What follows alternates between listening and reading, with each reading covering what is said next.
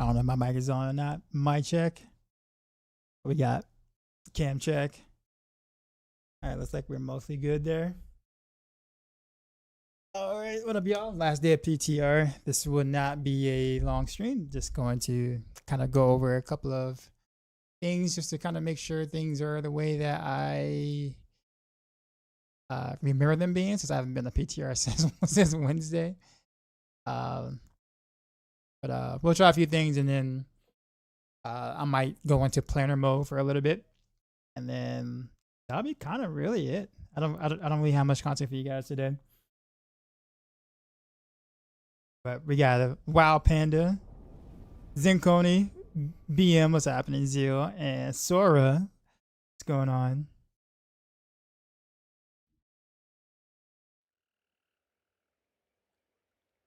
I think it's just sad that some of the stuff that we need to test, we can't, because it's just like broken. Like there's quite a few iterations of random arrows I would like to do, but I simply just can't because it's broken. And all the core skills are really not worth playing right now until Orphan Maker gets some changes. So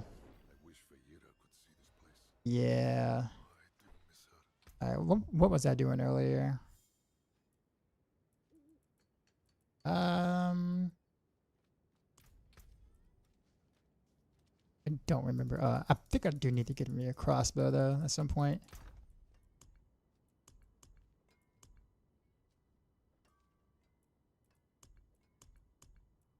Oh, looks like Sora has a fan.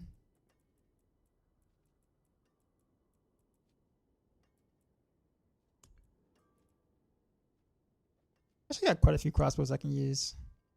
Sweet. Alright. We'll mess with those later.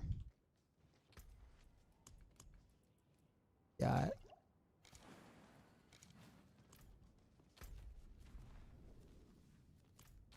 Yeah, I feel some lag. Some extreme lag there.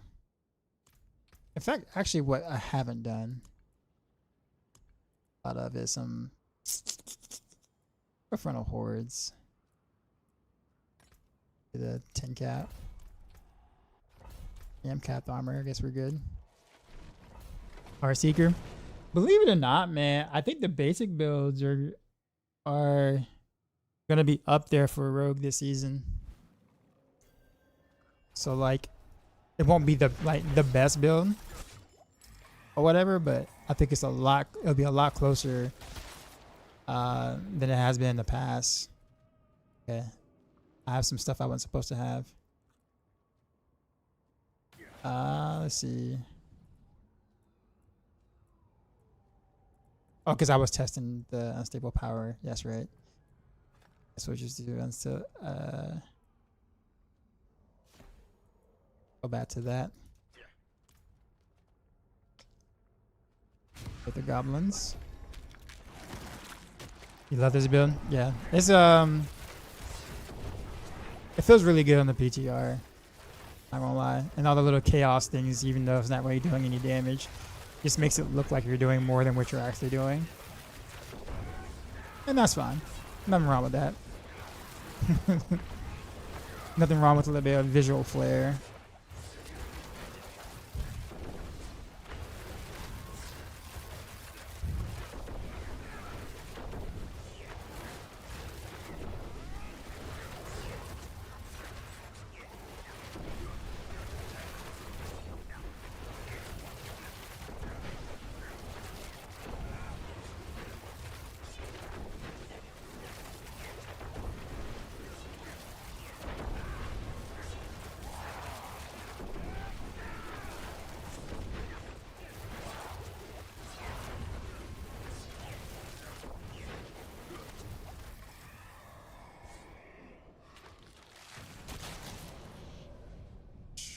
I don't even know which boons are the best boons now.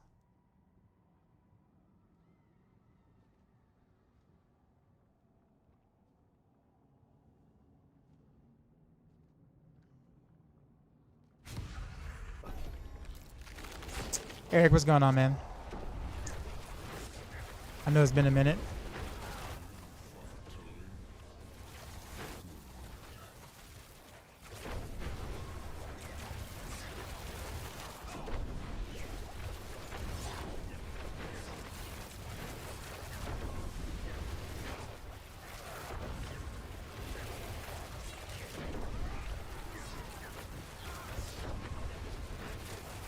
I really dislike this new Spire thing though.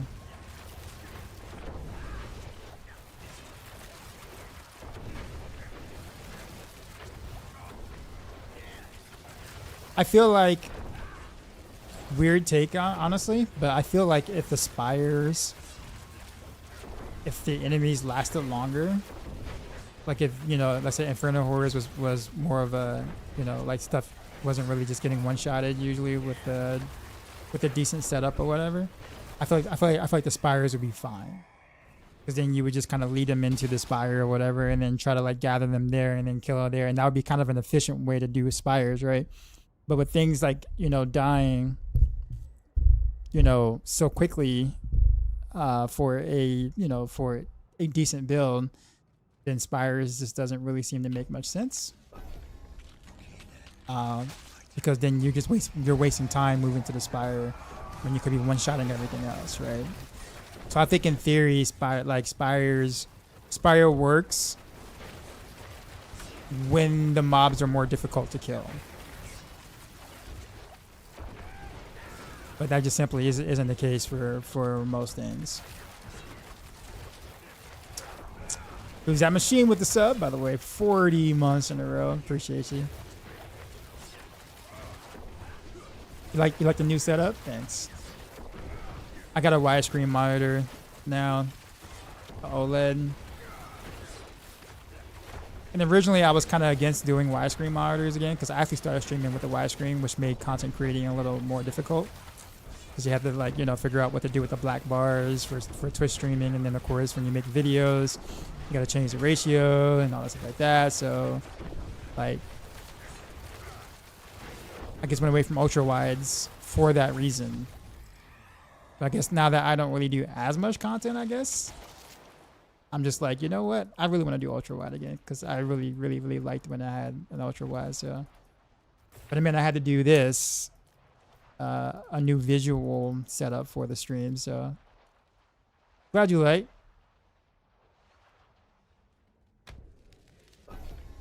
I like the Spires to summon a lot more enemies and have offerings to summon Hellborn lords and goblins. I'd be cool with that. I feel like I understand the design intent, but there's not a reason to, like, you see, like, stuff just dies before they get to the Spire, what I mean? Like, once you get decent enough, okay enough gear, that's going to be the case for a lot of the good builds, right?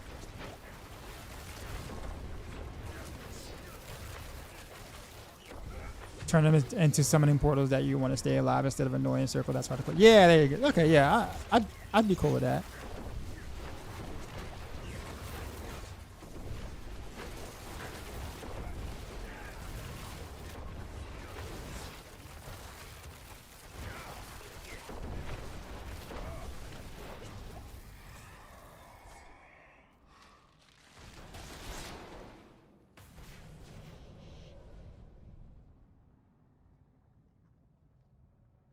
So Spires spawn less often. Yeah, I forgot about this boon. They know we don't like it so much to the point where they gave it, where they basically made a boon out of it. But instead of being like, you know what, we'll just spawn it less in general. Like, nah, we're gonna make you like have to spend the boon on it if you really wanted them to spawn less. Machine says offload day for you. Just going to bed. Just want to pop in and say hi. We'll catch up soon. All right, man. Well, hope the rest of the week goes better. I gotta go back to the dentist tomorrow. Not looking forward to that. Sprat01 raided my stream with the with raid. your Dark side. I can't do the dance We just though, got but raided, son. appreciate you, man. You know how we do. Drop my new beat for can't these pause. new viewers.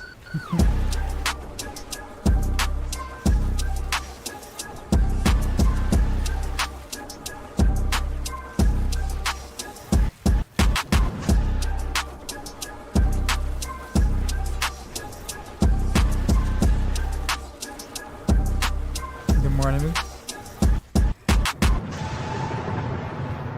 Sheezy. Out. Appreciate you, sir. Very good game. It's fun at times. I'll put it that way. I'd say it's more what you make of it. But yeah.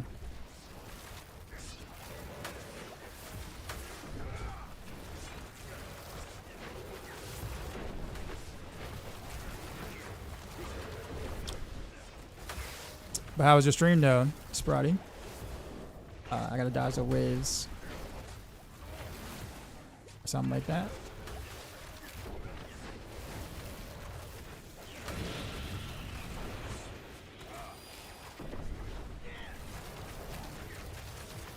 Oh wait, does the wave block projectiles? It looked like the waves were like blocking my projectiles. If so, that's kind of cool.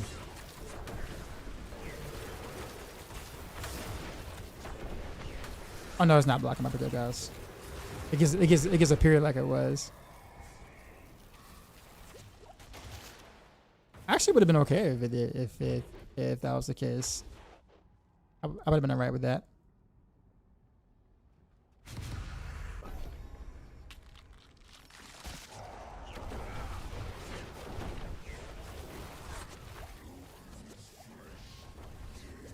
So what I gotta do today? I did promise that I will at least attempt a forceful arrow setup or whatever.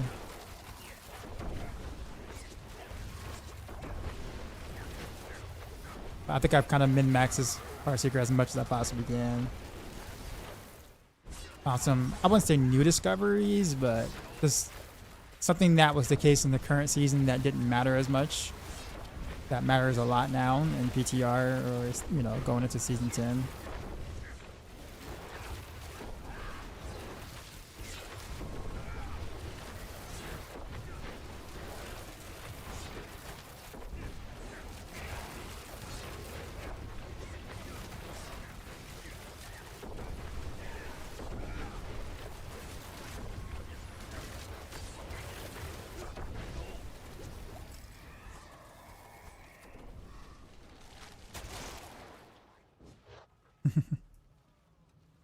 Let's see, got this. Eric says 3 days no see. Yeah, I guess I struggle to know what to do between D4 and stuff. Like, I don't dislike Last Epoch, but not enough for me to grind it. If I'm not gonna grind it, there's really no point in streaming it during, you know, the beginning of the season. And I guess similarly for Path of Exile too.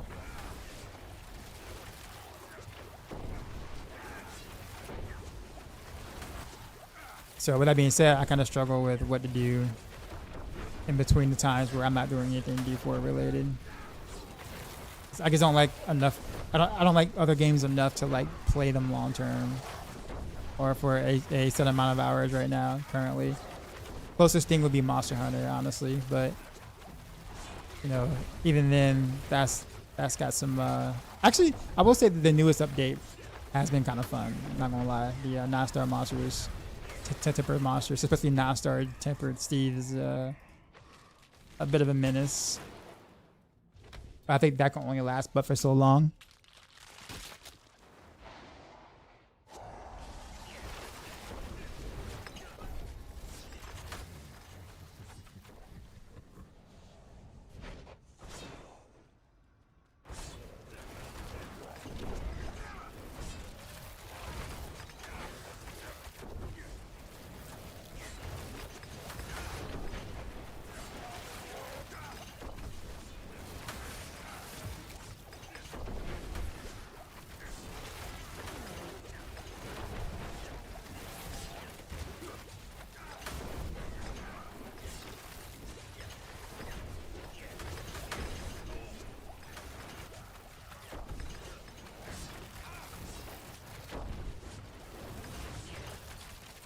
Is Chaos Armor tradable? No.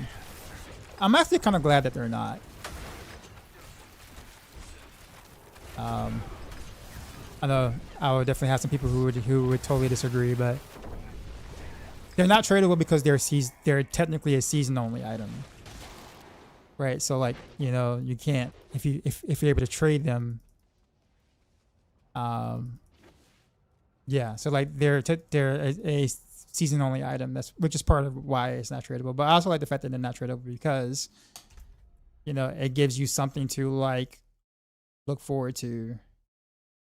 That you can grind for yourself or whatever. So yeah, it just kind of requires you to have to play the game a bit, kind of like a chase. Why is everything on low? Range. It's supposed to be high.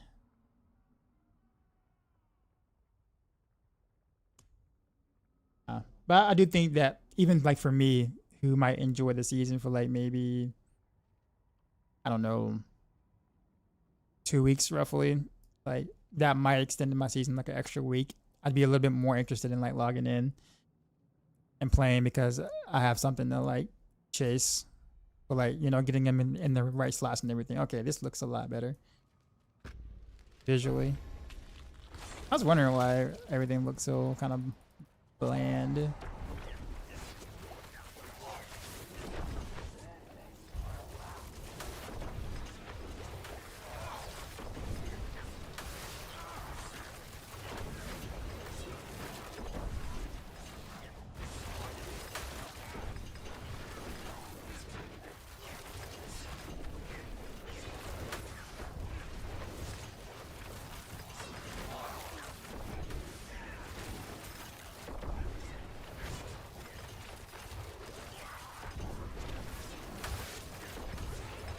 Yeah, considering that Heartseeker is primarily single target or something like that, unless you prop pain gorgers or whatever, it does surprisingly well on the hordes. I say surprisingly well. I mean, you are attacking at a distance, so I can kind of hit from anywhere.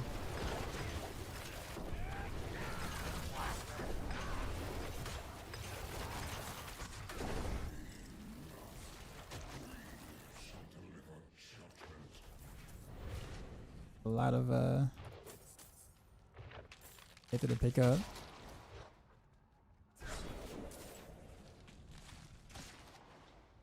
So I'll just leave it to my owl to go get it. You gotta you got your work cut off for you, Mr. Owl. Go on. Go on. Go on. Go on. You can do it. There you go. I bet he's like cursing me out too, like underneath his breath, that owl.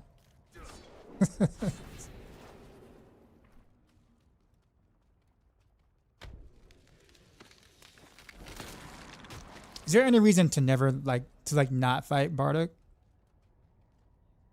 I feel like there's like never not a reason to do so.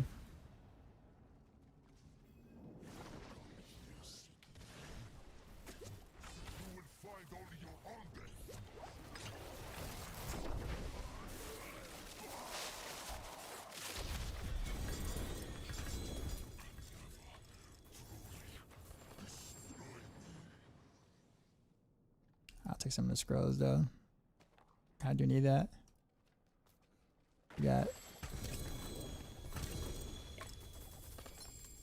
Wait, is that a 3 GA amulet? What we got? Life regen. What's gonna be life regen? Life regen, movement speed, and a resistance, right? We got. Okay, so none of what I thought, but it's still pretty trash.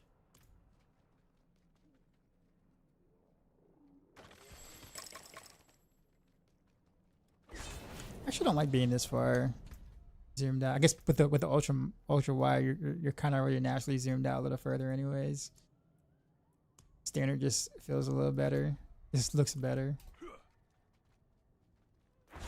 A little more immersive.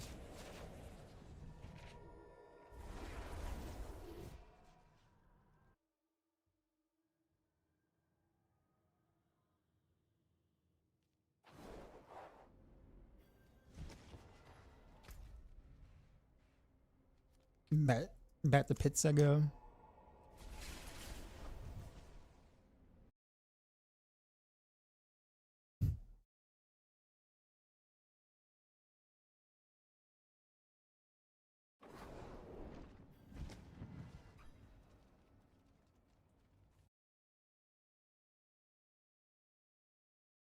Actually, let me fix something related. Camera.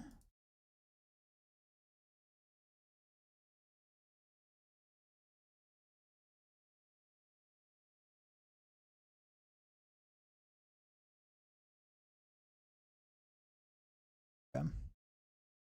Are we good? Build. I don't have a command like that on YouTube, but if you want, I don't know if you like follow the actual guides, or generally speaking, I mean, this is Heartseeker, so lots of people know me for playing Heartseeker quite a bit, so like I will always have an updated Heartseeker build on Maxroll for you.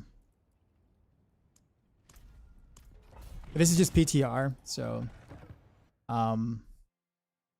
things are subject to change.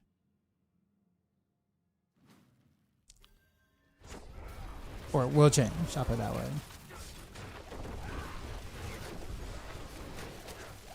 Best I've ever tried so far?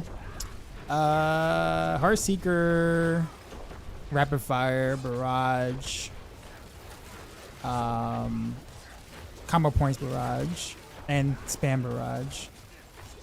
A little bit of Pin Shot. It's kind of it, really.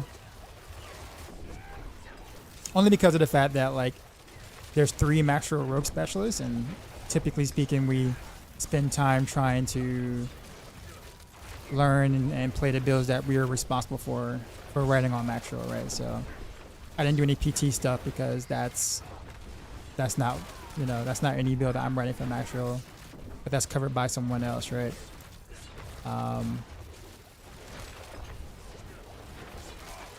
But I couldn't do Rain of Arrows because Rain of Arrows is like broken on PTR, like literally just broken, just doesn't even work. I'm gonna try Dance of Knives. Well, Dance of Knives is terrible. However, Dance of Knives as a PT procer is really good. So as a poison trap build, Dance of Knives does well.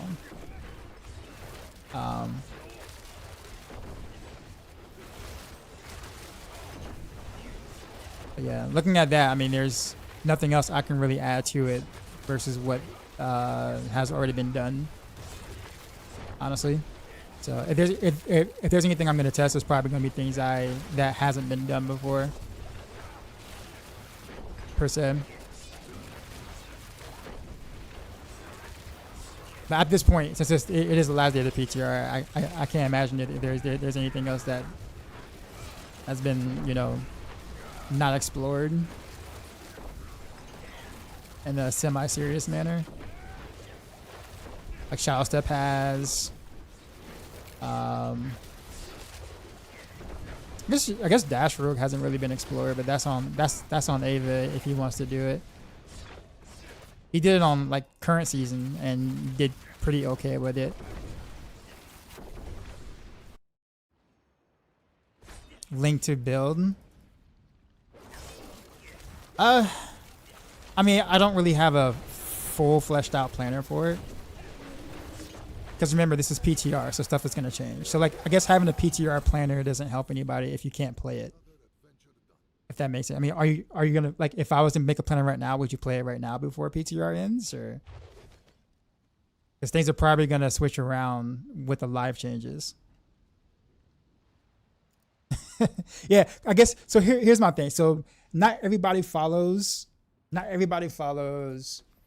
D4 like that.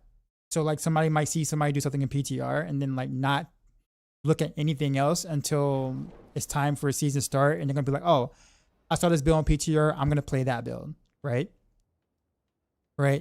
And so what they do is they'll do that, and then when live hits, they'll still have that planner, and then they'll get mad at the creator for when the planner doesn't work because stuff changed a lot from PTR to live. I can count many times people got upset with Mippy because Mippy will be making these bomb planners for PTR, right? That perform really good in PTR, and then all of this like theorycraft stuff gets changed. Either it gets ruined or it gets destroyed, and people still held onto his planners, and people got upset with him because it's like, wait a minute, I thought Elemental Surge that one time where it was really good at PTR. I thought Elemental Surge was good. I built into it. I don't know what happened. Why is it so bad? You know what I'm saying? So like, that's why I'm very cautious for not making videos or planners and the PTR, because I don't want people to run into that. You know, thinking. And I'm not saying that this won't perform well, because I think it's. I mean, it still will, but the planner will definitely change from PTR to live. But sure, let's we can pivot though. Let's pivot. I'll make a planner for you.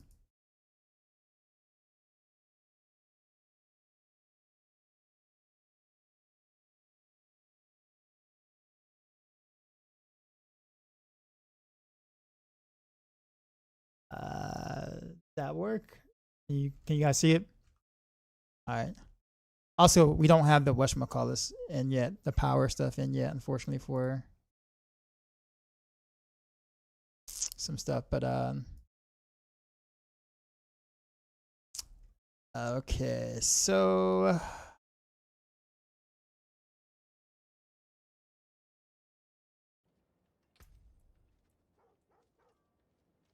I don't know if I would keep the shroud over perdition. I really shouldn't be running shroud anyways, because it's bugged on the PTR.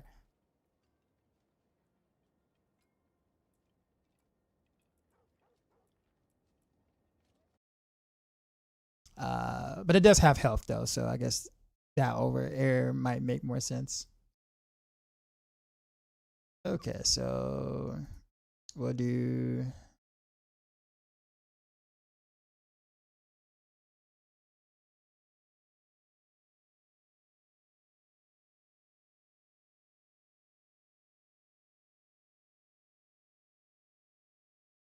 guess we'll do Fist of Fate here.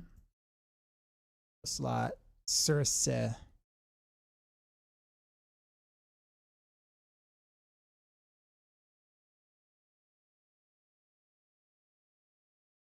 Sorry, it's like you make it for yourself, but you do not share.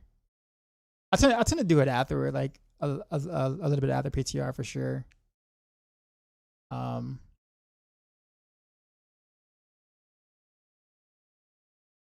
Yes, we can. Sure, why not? And we'll do.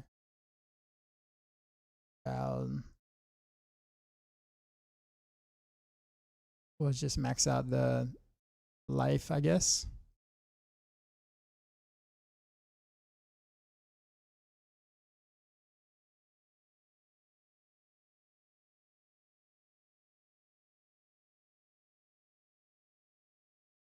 And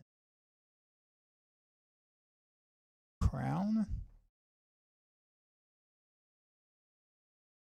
Same thing here. We'll max out the life. We're gonna need it.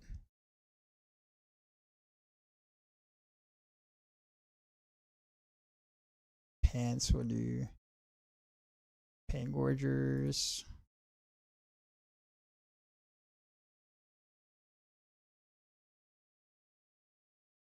Wait, why am I missing this stat?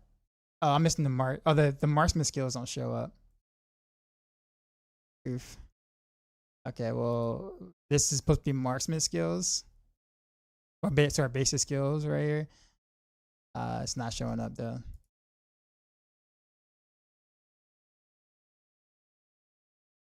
We got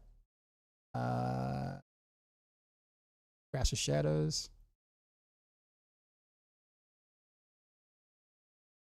And then we'll just max out that there.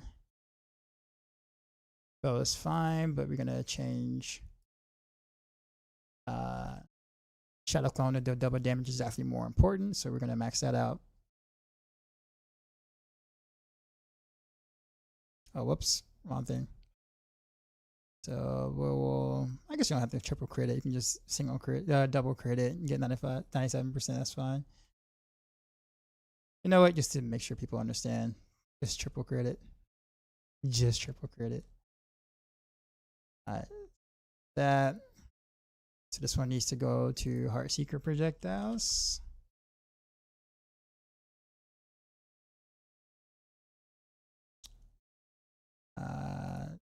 Same ordeal, triple crit here. We don't really need that. We can just go to vulnerable damage.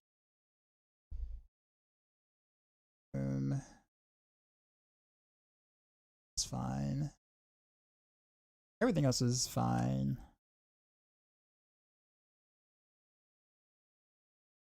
Ultimate skills.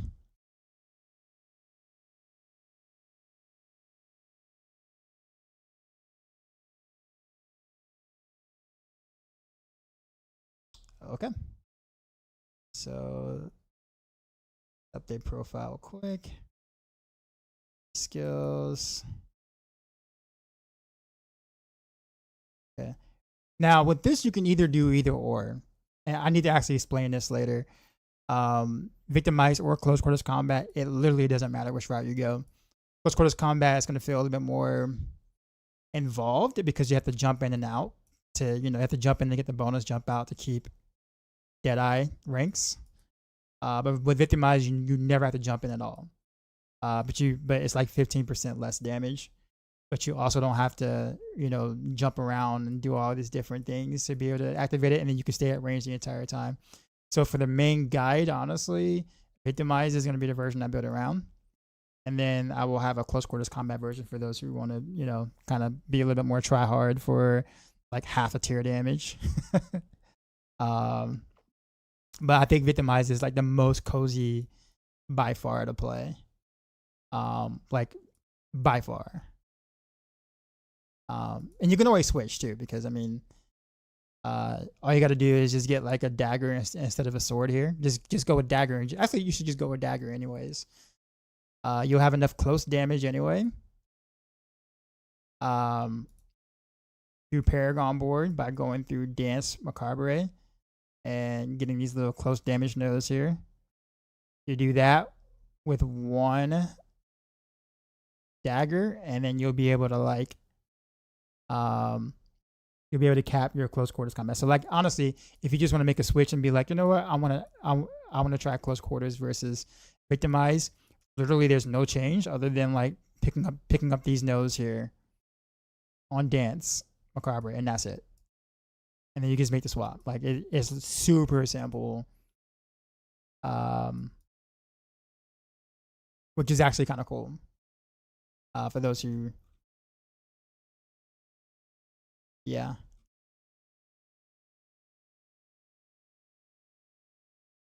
Cool. All right.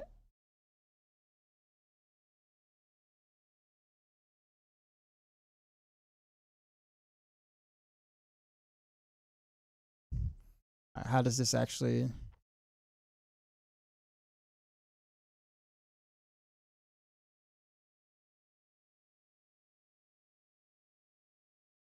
Actually, why does it show up as like such a big link though?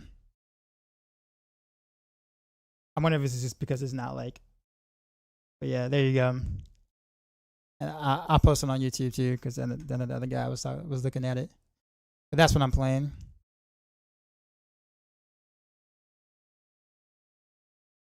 Then I gotta make a close quarters combat version, and then I gotta make a pit push version, which removes dash for poison trap. Very, very small changes, but yeah, I guess that's it. It didn't take as long as I thought it was going to. Hey man, you're welcome. Looking forward to the day we don't have to run clone grass on every build. It's so boring. I agree. I agree. Clone is the reason why we can't. So clone is the reason why we can't use this. Unstable power. Clone is literally the reason why we can't use it. Because clones can't overpower. So this becomes completely useless. And then I use unpredictable alchemy, even though it doesn't really do anything. It works for me, but not the clone. And then my cold clip overrides it for me, so I can't really like proc shadow imbuement and all this other cool stuff with it, because cold clip overrides it, and then this doesn't even work with clones. So it's kind of like,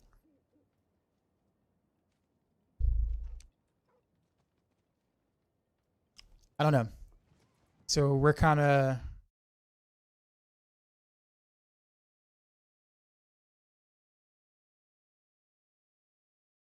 Yeah, clone actually. Not only am I tired of having to build around clone, but in this case scenario, clone is actually actually hurting us.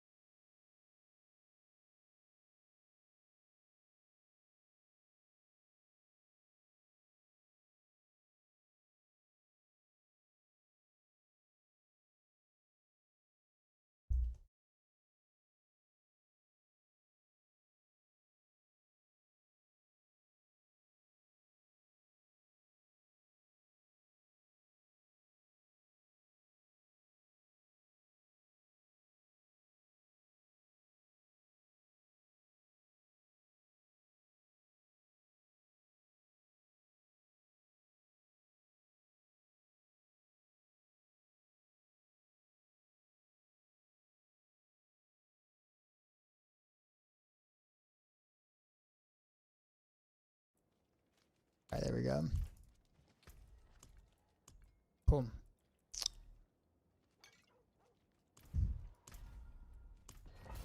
I kind of want to do the. Actually, I kind of want to go back to victimize after this. I'm playing close quarters combat right now. I think it's just more misleading than anything. I agree. I make proof of concept videos and I chat back and witness season is live. I probably should do that too. It probably save me a lot of time. Like go ahead and like make video, like make kind of like video, like a video now, sort of like, you know, the things that like, you know, just go ahead and make it and then edit it and then make edits or whatever for when, you know, stuff actually drops. Because I have free time now, but I have a lot less time when the season starts. I don't think the play style of this is going to change, so I think I can like get away with.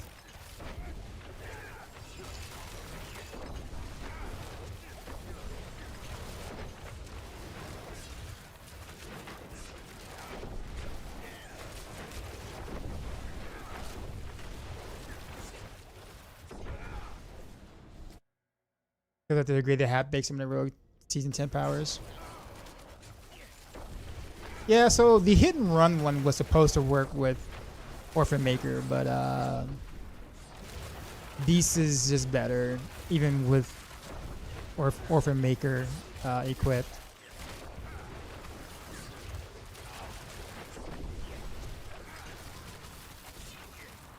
Did Orphan Maker needs a damage boost?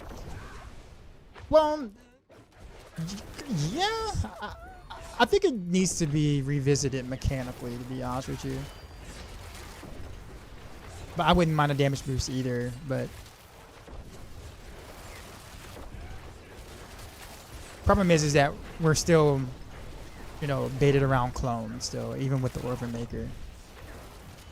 Is that right now the clone doesn't get the Orphan Maker, or doesn't get the tag, the reload tag for Orphan Maker, so we can't test it out.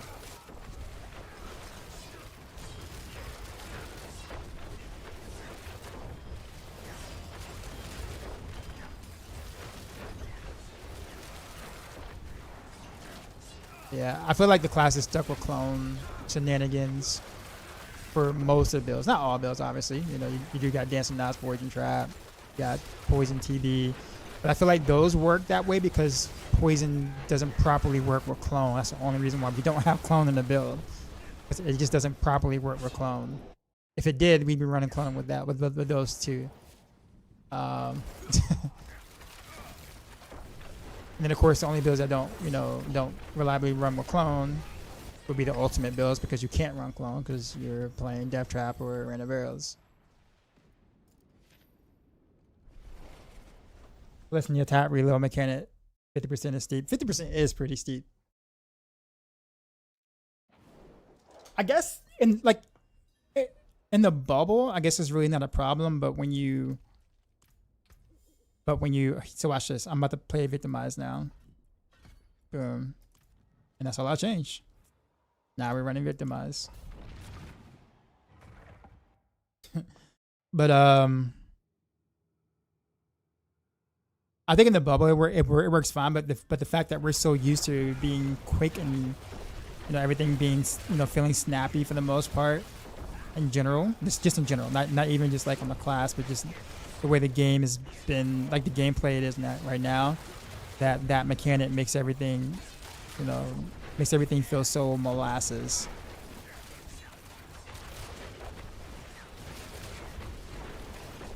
Even if it is supposed to be hit and run, right? So, but the penalty itself just makes everything feel so molasses. Morphin Times, what's going on? So what's been the best rogue build from what I've tested? From what I've tested, honestly, Heartseeker. But that's also from what I tested. I couldn't test Rain of Arrows because the Rain of Arrows is bugged on PTR. But I do think that would be the best build that I would have tested had I been able to test Rain of Arrows on PTR.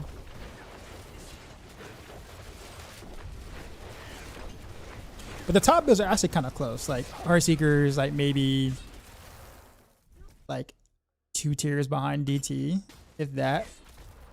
Incredibly close to DT.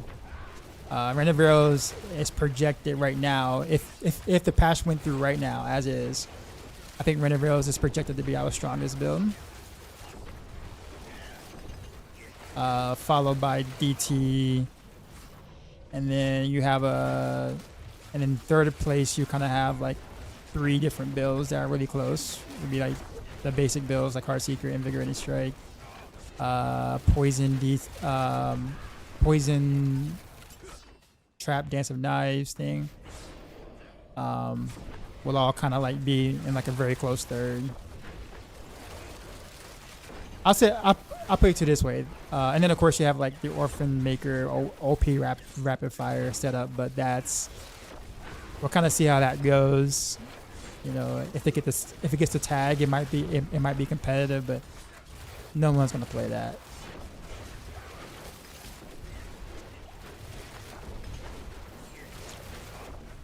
How am I doing? I'm doing all right. Just struggling to figure out what to do when PTR is over. I'm not really I'm not interested enough in the other action RPGs to like want to blast them. I try. Like I forced myself to try, and then I realized that I just don't have it. I just don't want to. I don't dislike the other action RPGs. I just don't like them enough to do marathons and stuff like the other streamers do. And if you don't do that as a streamer, then you're really just only hurting yourself.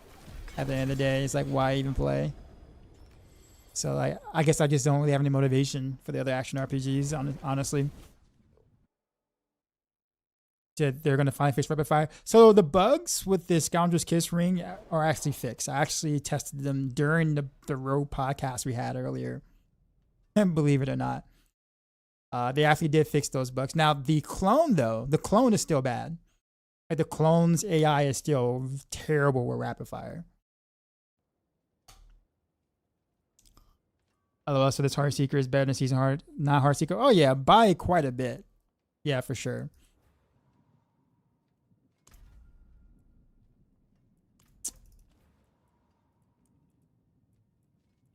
I just don't really have the movement to move any faster, but everything's just like a one shot. What are my thoughts on Season 9? I barely played any Season 9.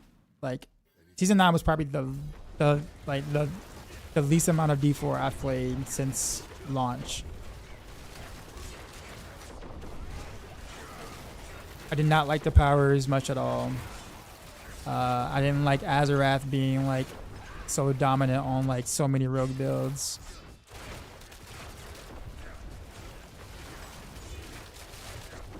Yeah, I found Season 9 to be very uninteresting, in my opinion. So I barely played Season 9.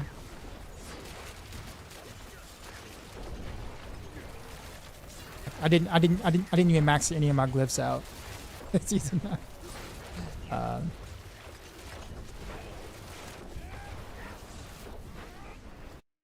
This came in. Is there any possible S tier builds for Rogue in Season 10? No. Doubt it. Other classes benefit from the Chaos armor and Chaos power stuff more than we do. So unless they make some sort of like ginormous jump or change in terms of like power for the class, I seriously doubt it.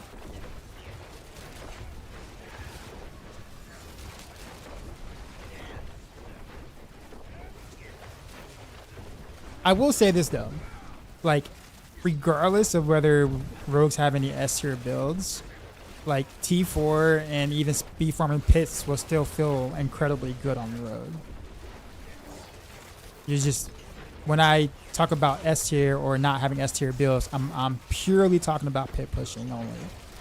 So if pit pushing isn't something that you do, it doesn't mean that rogue is going to feel bad your entire playing experience. It's just going to feel, you're just going to be capped at what tier of a pit you can do versus other classes. But you'll still be able to level your glyphs just fine, convincingly without too much trouble. Dominate anything in T4. All of those things are still the case. I think people get the idea that if a build is in B tier, it means that like it sucks in all part of the game, and that's simply not true. It just sucks at the. It's just very average at the, you know, doing anything pit pushing related. Now, of course, if you're someone who just pit push and that's it, like if that's all you do is pit push and that's it, well then yeah, you don't want to play rogue. Like rogue, you don't want to play like the class period. Like I wouldn't recommend you even play rogue if pit push is literally the gameplay you're gonna be doing like 80-something% of the time. Like nope, skip rogue altogether.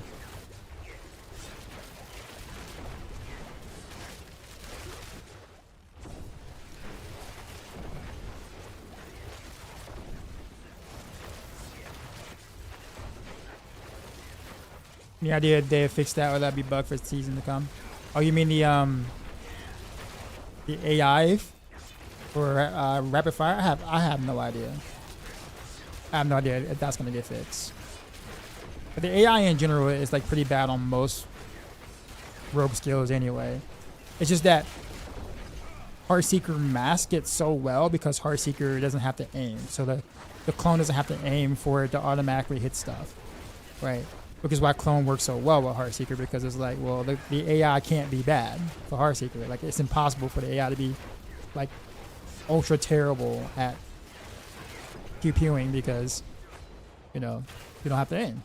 So it doesn't have to aim, right? But for skills like rapid fire where the AI has to aim, or barrage where it has to like, you know, shotgun, it's terrible. Not a big fan of the new pin shot changes. I like the 01 way better.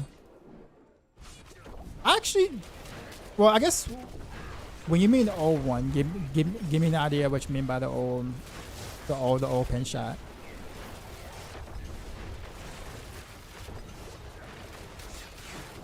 So I mean, I think everything they've done to pin shot has been positive.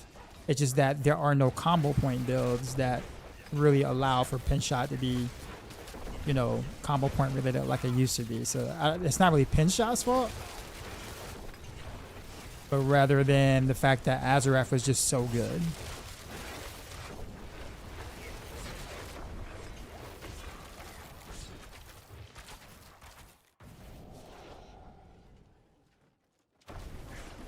Open Store Ravens is good for Season 10. I'm going to try Heartseeker, but I don't know.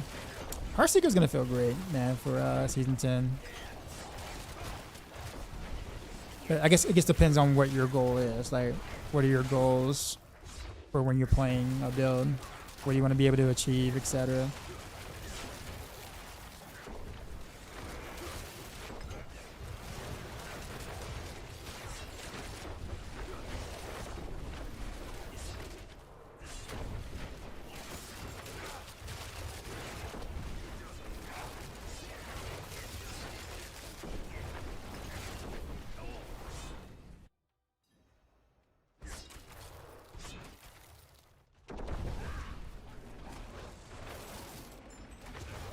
Whoops. Huge lag spike.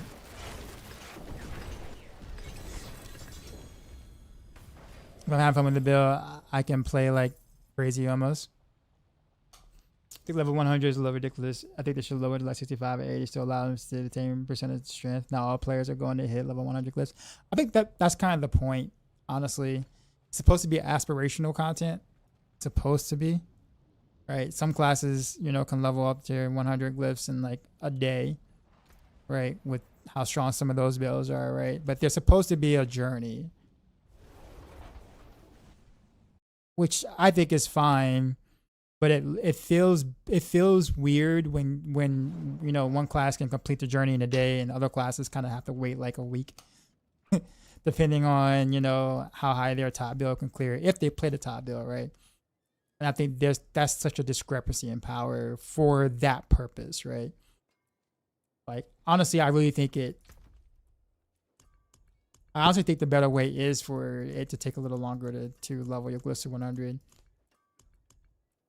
I think, you know, being able to max them out in a day or so is not good for the game. It's not good for the longevity of the game.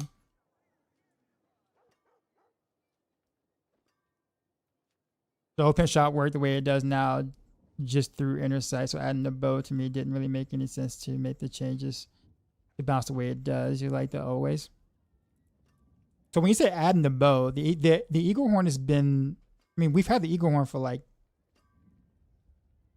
how many seasons? I mean, they revamped it. I would say they made changes to the eagle horn, but like, are you saying that you don't want to use the eagle horn, but you feel like you have to? Is that what you're saying?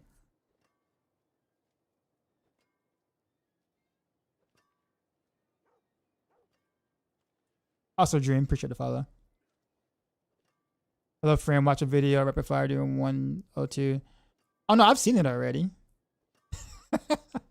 I see the cap. Yeah. But yeah, I've watched it. It is definitely the, I don't say traditional, but it's basically the OP rapid fire build from several seasons ago. Just kind of mended for the PTR and the OP or the Orphan Maker. It's a very convoluted build that does not feel good to play at all. But you know, and the thing about it is that it's so much work for PTR for other builds to still be better than, and that makes sense. It's kind of crazy. Like if it's one thing if that amount of work amounted to like a 120 or something or a 130 or something, right? For the amount of effort and work you're putting into it, but the fact of the matter is, I can play Heartseeker and get a better clear than all the work that you have to do to make that work for rapid fire is just kind of sad. Like, you're not rewarded enough for that, for the amount of work that goes into it, unfortunately. DB, what's going on? Good day. I just ended your channel, so you might have repeated once, but may I ask if Secret build, kind of like yours, is now going to be legit high tier build, or just farm, or just T90 farm? I mean, T90 farm is not bad. Like, if your build can farm T90, that's considered a good build. Now, of course, if you're like comparing it to, like, you know, let's say an outlier, like, you know, like for instance in the current season, like a Spiritborn build, like, well, Spiritborn is pushing 140 something or something like that, then obviously 90 is going to look bad. But that's also an outlier. But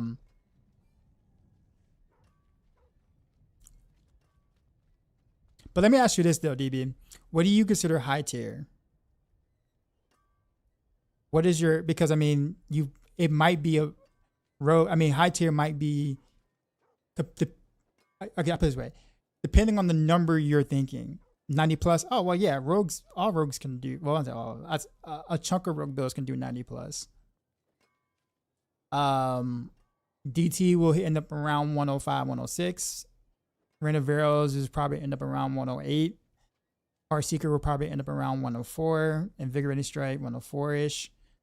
No idea what the Orphan Maker horror builds will be because we just don't know right now. DT, sorry, Dance of Knives, Poison Trap will probably end up around 103. Flurry will still hit 100. 100, 101.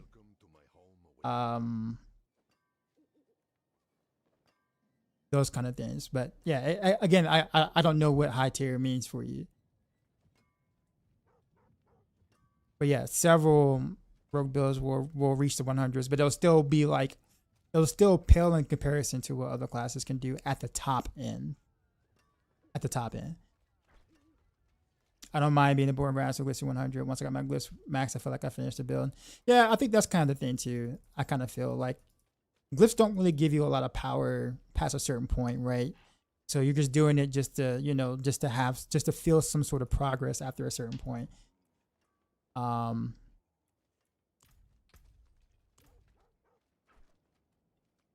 do I want to do now? Oh, I want to try. I'm gonna try a force rail thing. I need another sword. Dagger doesn't really matter. We'll do dagger. All I gotta do is change the dagger, sword, or whatever you want to call it. And this should be fine. Live raided my stream with 4 viewers. Yo, Dark Side. Prod, We just got raided, son. Raid. You know how we do. Drop What's my happening? new beat for these new viewers.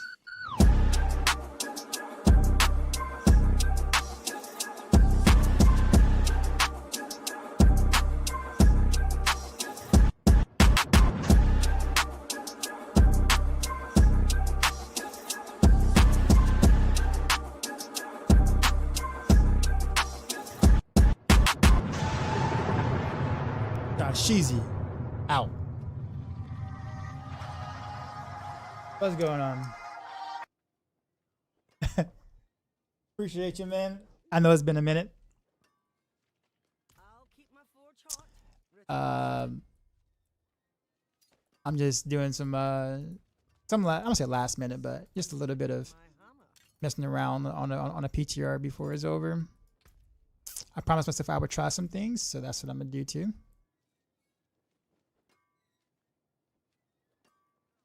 Thanks very much for this info. I explained it all. I want to know. By the way, you base it on overall seasons. Maybe this season it will just escalate and get 130, 140 with Rogue. No, it's not. We're not gonna reach 130, 140 Rogue. I guess the thing is that like you got to remember to. I'm one of the streamers that look at pit pushing or top tier pits way different than most people.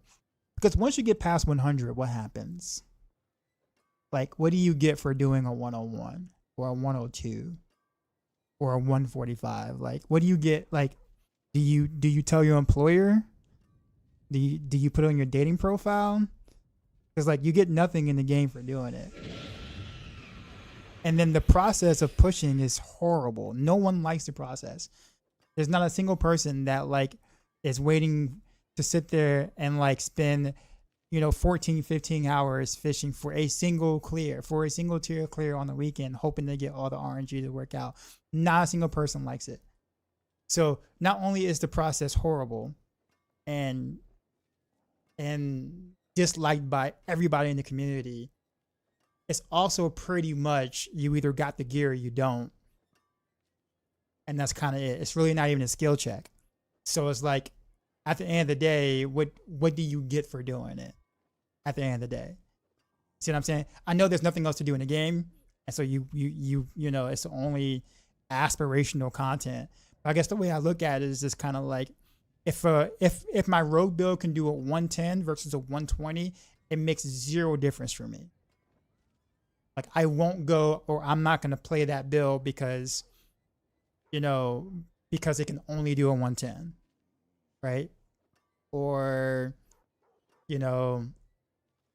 now if it can only do like the 65, then that's a different story. Because now that's a problem. That means I'll struggle in T4. That means I'll struggle with bossing. That means I won't be able to level glyphs. So like it has an actual impact in the game because I chose a build that can't do a 65. But anything past 100, what do you gain? There's nothing else. Like nothing happens. Like there's nothing that stops you from being able to do anything well in the game if your build can at least hit 100, right? Or even 95, right? What about bars that make 150 and flash in the community? What community? what community? What community cares if, like, let's be honest with you, what community actually is really caring about whether someone hit the 150 or not?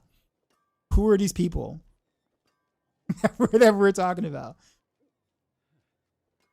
I can guarantee you, watching, like, if you go and you look at some of the pit leaderboard clears right now on the third party leaderboards, like how many views do these videos get? Very little. For something that is supposed to be like the top end, the best of like, you know, of builds doing the best of the hardest of content in the game, they get such low amount of views. Right? And that's just because people don't, I won't say people don't care, but it's just like, you know what I'm saying?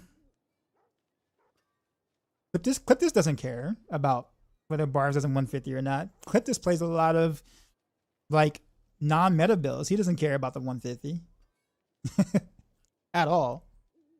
I know I'm a pretty big fan of Clip this, and I lurk on the stream a lot. He does not care at all. He's a lot like me. He rather play builds that he find fun.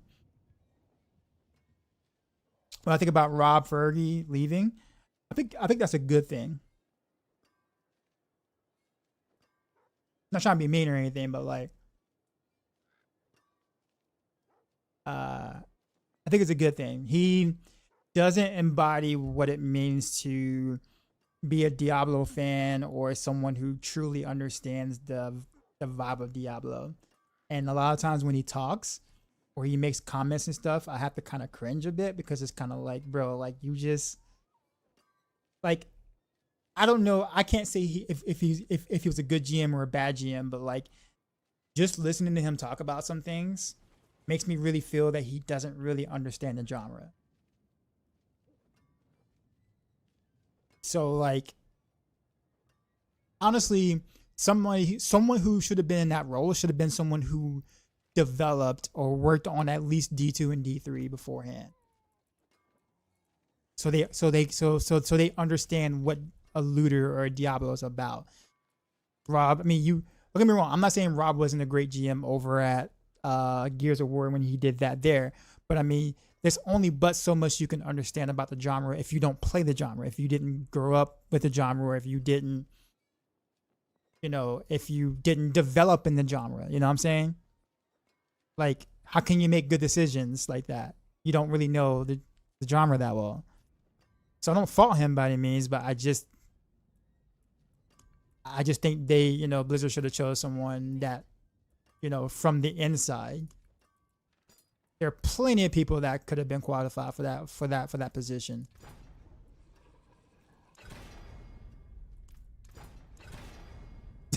Basically. Some D4 Facebook. People still use Facebook? And for D4 nonetheless, really? That's a thing? The fact that you said Facebook tells me everything I need to know. I need to know about that. I'm pretty sure there's probably like Sonic Pinball Facebook group somewhere. Right? From like the Sega Genesis or whatever, like the original Sega Genesis. Don't get me wrong, that was actually a good game, by the way.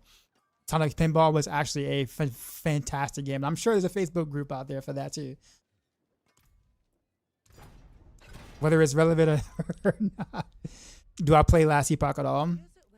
Honestly, I would say sometimes. I don't like it enough to blast it. But I like a lot of things that they do. Like core concepts. I think they have some of the best core concepts out of all the action RPGs, but in terms of just like blasting and playing it, I just can't get myself to like continuously blast. What about Rex? Does he have what it gets? You mean like racks for like a G, like, you know, for D4 GM or something? Is that what you're saying? I don't know. And I say I don't know because not because I don't think Rax doesn't know anything about the genre. He knows a ton about the genre. And he's usually pretty um neutral as well, which is very, very good to be. I think I don't know. Playing, being really good at something, and then being over something, like the manager or a teacher or leading your own team, are two different skills. Yes, I'm not saying Raz can't do it. I'm just saying that someone knowing a lot and being really good at it doesn't necessarily make them the best leaders. I talk about this actually in my line of work because I'm a teacher and I teach music and percussion. There are people who are really, really, really good percussionists that are terrible teachers, or great musicians they're awful teachers, awful at running things, organizing things, whatever like that, right? And I see it all the time.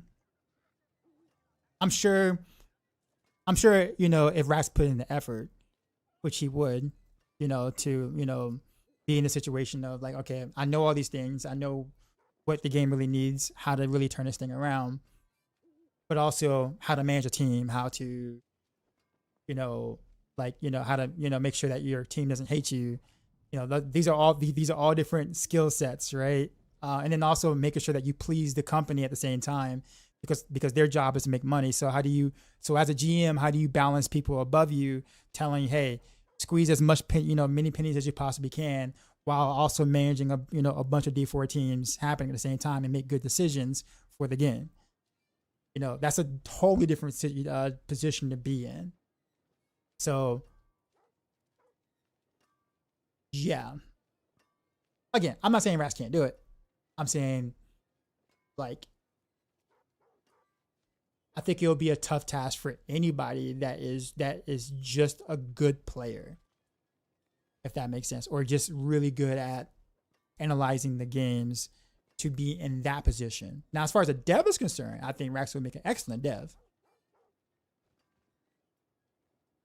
Rax would make a phenomenal dev, like in terms of like general systems dev, or a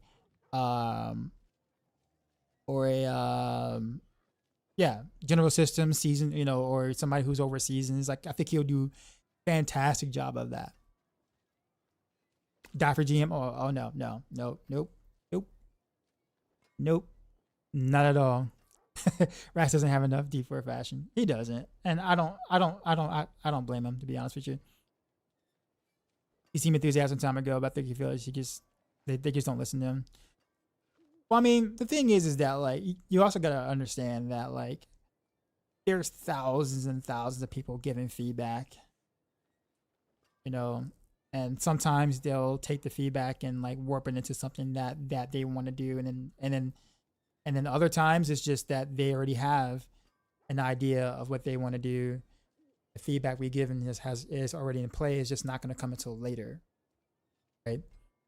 I just feel like I feel like a lot of things that we ask for, like, for instance, I'll give you an example, and this is something I can't really talk about because it's part of NDA. In terms of like seeing what's coming for the game or whatever, I can't tell you. I can tell you that there are some things that we complain about a shit ton that is definitely being implemented in a better way than we think coming later on. I can't tell you about it, but it's like, for me, it's like, I feel like some of these things come so late that people stop caring, but they're in the works. So it does appear that they just don't listen, but sometimes it's just so far away in terms of like when those changes hit.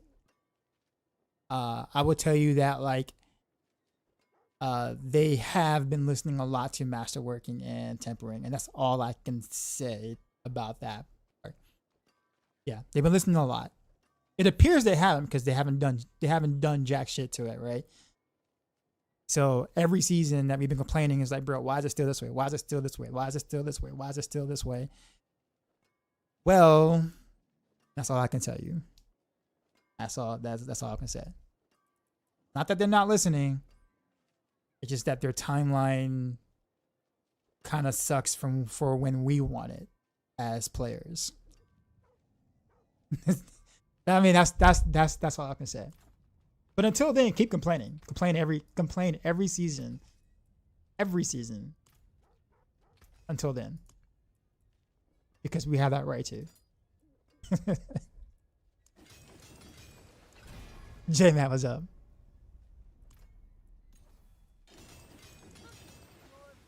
This Diablo game would be named Diablo Blasting. Make you a whole Maxwell Diablo team join. Kick the bad D4 crew out.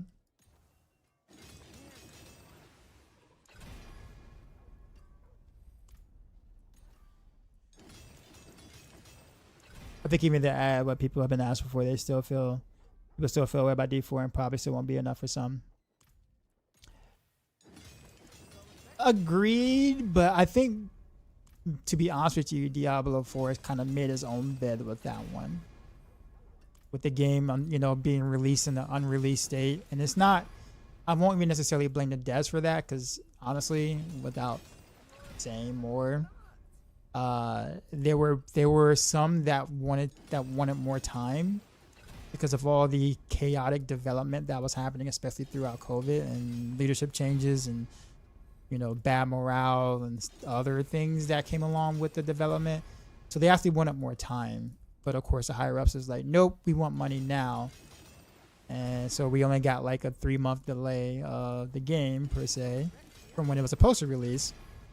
And yeah, we got an unfinished game despite record profits.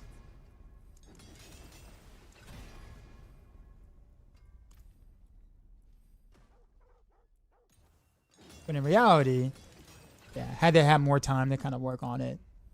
I'll put it this way, if they had more time, if they would have delayed the game for like another year, for example, like just hypothetically, and the game came out with the kind of polish of season 4. Let's give a hypothetical. Like, let's say if the game came out in season 4, right? With all the season 4 stuff, right? Or the way season 4 was, I think people will have a much different perspective of the game in general.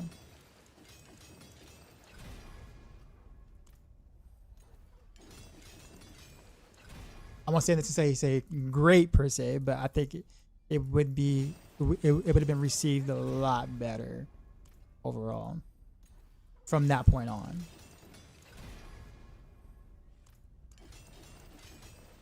Society issue. Society encourages people, mostly young people, to have very short attention spans. Yeah, true. And there's other type of people that are just never happy and never will be. Oh, also true. I mean, I guess you can even go to like a game like, Expedition 33 and you'll find people that are upset with that game and don't like that game because such and such. Sure, they'd be like a very, like a small minority, but it exists. And in my opinion, after playing through it, I'm just like, I don't even know how you can even have a bad thing to say about the game. Or like a real negative thing to actually say about that game. But you go to Reddit, you'll find it. You'll find it.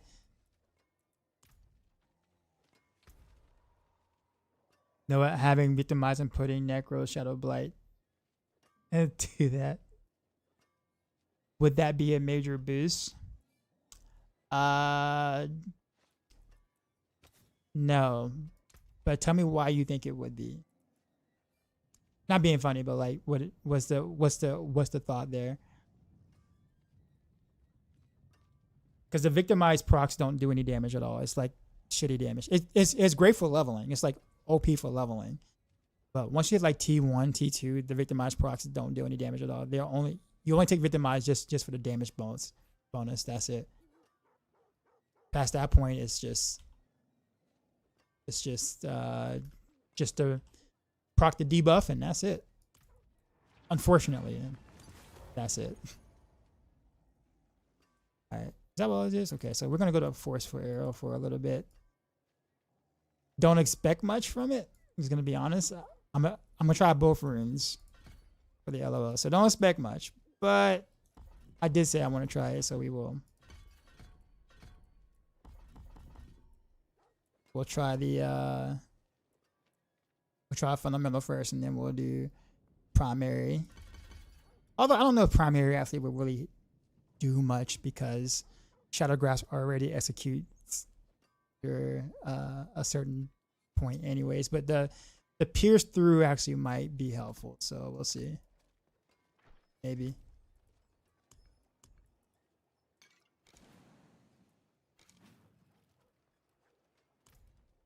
It's just the same as Shadow Imbue. The multiplier on is just used for 12% debuff. Oh, that. Okay. I see. Nah. It's definitely not worth the rune because you can get 15% from Ohm or a little bit more than that on Vex. Thor's 15%. The execute is nice, but it's still lacking something. Actually, I guess the thing is right now with Shadow Clone being so dominant and the fact that Shadow Grasp is part of the equation, what's the point of having to execute when we're going to naturally run an execute anyway? And since basically all of our damage comes from the clones anyways, and they're going to be doing all, doing all the work, what's kind of the point? I want them to fix the Shadow Imbue. The aspects don't seem to multiply the damage correctly. That's also very true. Because victimizes blows and pulls shadow, puts down damage a lot of times, and you have some other ticking shadow damage when victimized blow after 10 seconds. Dodge taken, it'll do more damage. Well, you also have to. Well, because why Shadow Blight's Necro is top build? Well, it's on a different class with different multipliers and different aspects and different unique powers to make Shadow Blight good. We don't have anything like that to scale shadow damage on our class nearly that good or that high. So Necros are way better at scaling that type of element than we are by far. But Shadow Blight itself, so we don't have so Shadow Blight the skill by itself is terrible. It's with everything else that the Necro has, it makes that good.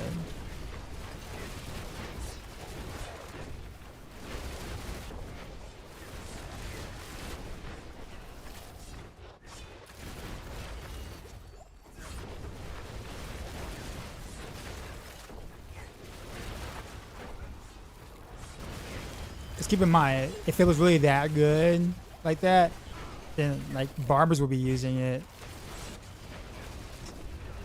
Every class would be using it. This is actually kind of funny.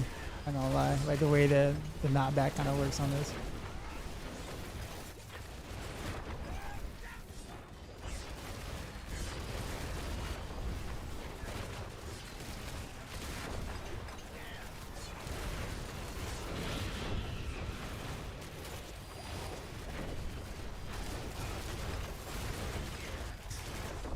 It is kind of oddly satisfying to beat up the mobs like this.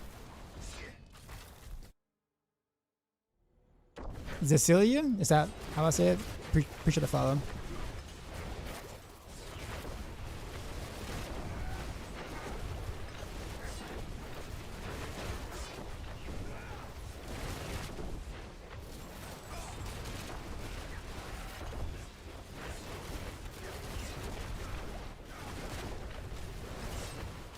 I mean, this is considering that all my damage is really coming from Pain Gorges and Shadow Clone. I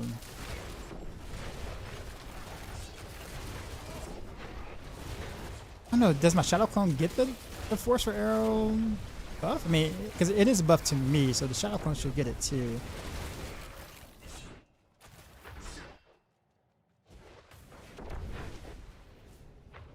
This would be pretty awful on single target, though, in my opinion. Like on like the Rift Guardian or whatever, Rift Pit Guardian, Pit Boss, whatever you want to call him.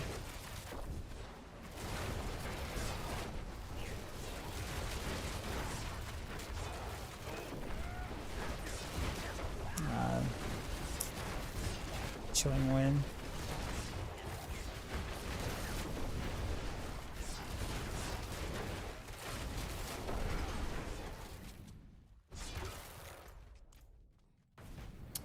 I'm running out of enemies. Come on. All this walking. Thanks a lot for your vibe and answer your question. Oh man, it's all good. It's all good. Appreciate you. I don't mind. I'm a teacher in real life, so I guarantee you there is not a question that you can ask that is considered dumber than anything I've ever heard on a near weekly basis from my own students. So that actually wasn't bad. That actually didn't feel terrible. I was actually expecting it to feel a bit worse than that, but there's a little bit of fun factor into that. I think some people who don't like the idea of like, you know, pushing things out of their traps or whatever might not like it, but I mean, it works.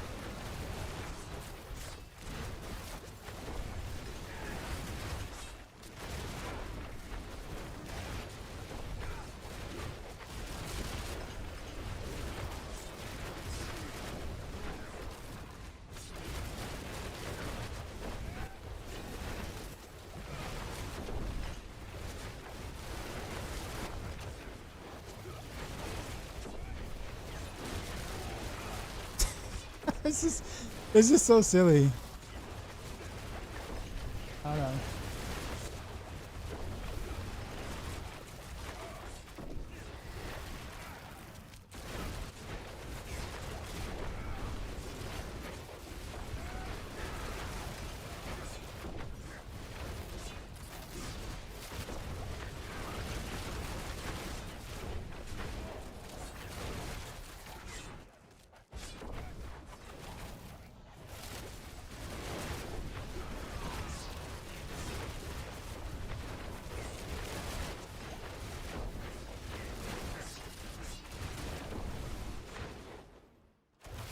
This is literally anti-cow trap synergy, but it's kind of fun.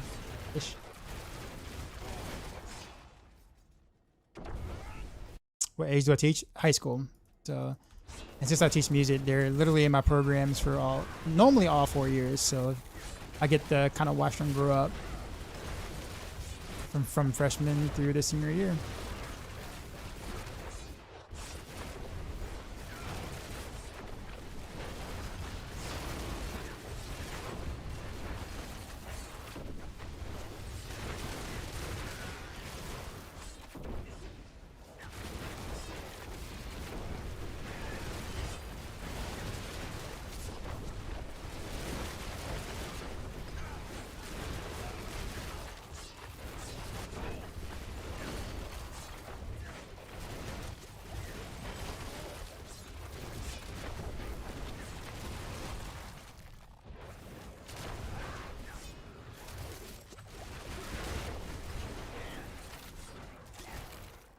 Oops.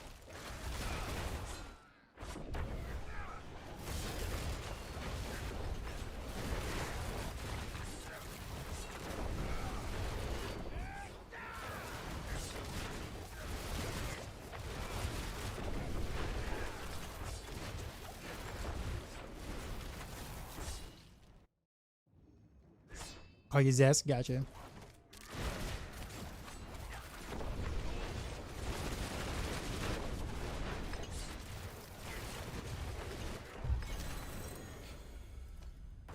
But definitely not as good as Heartseeker on like the single target aspect of things, but actually kind of feels kind of cool.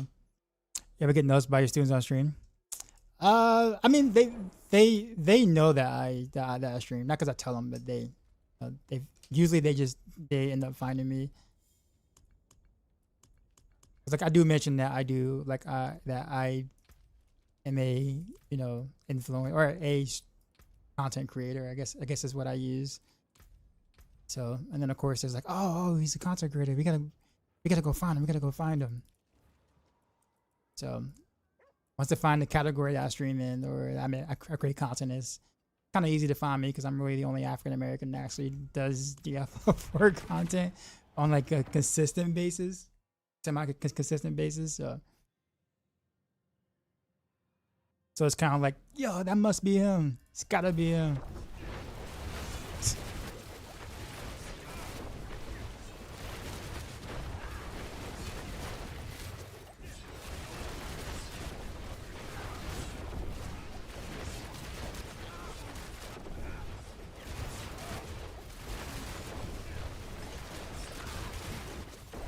So when I gotta keep it on my cow traps, this becomes more of an annoyance than a help. The knockback, that is. Yeah, 'cause I'm about to up to 90. I'm not two-shotting stuff.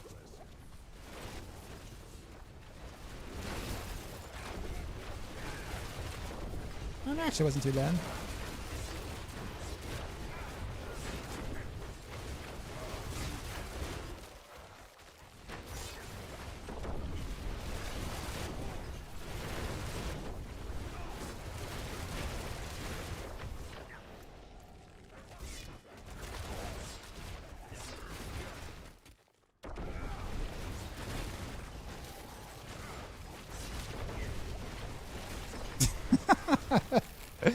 That knockback though.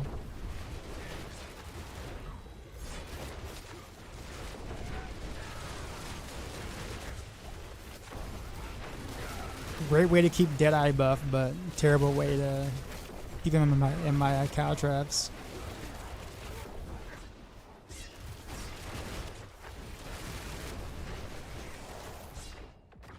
But yeah, that buff though, that 50% multiplier has got some real oomph to it, man.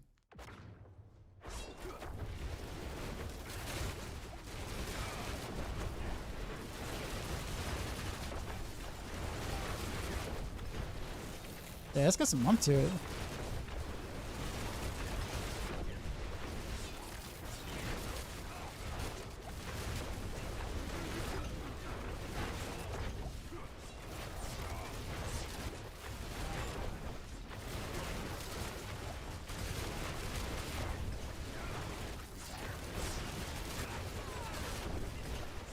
Although I think what cool that can happen is that like in the higher tiers or whatever, I can push away the damage reduction mobs or whatever, so I can like focus on like the real dudes.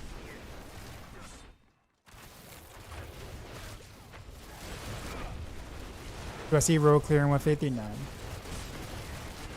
No classes that clear 150 in season 10 or anywhere near.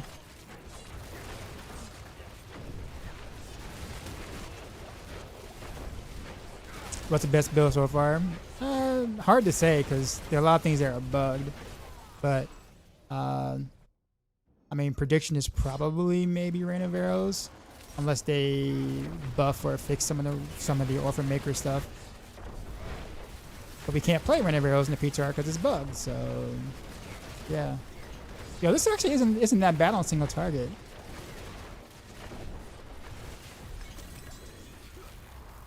Any unexpected discovery so far for season 10? That Forcer arrow is actually kind of not bad. It's actually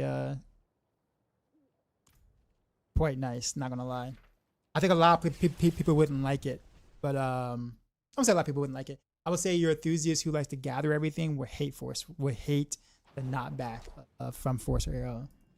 I think from like a farming perspective, I mean, it's kind of fun. I ain't gonna lie, and it kind of makes it easy to keep up.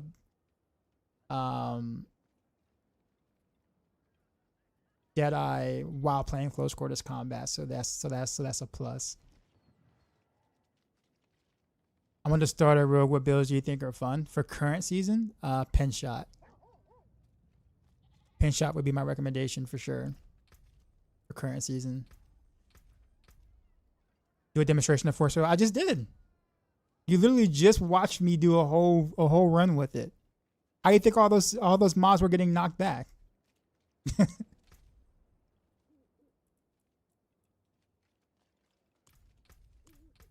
Like you literally just watched me do it as you were typing. I'm gonna do some more. Don't get me wrong. I'm just, yeah, that was Forcer Arrow. I know, right? Wasn't bad, right? Like it was actually pretty good. Yeah, all that knockbacking and stuff that I was doing.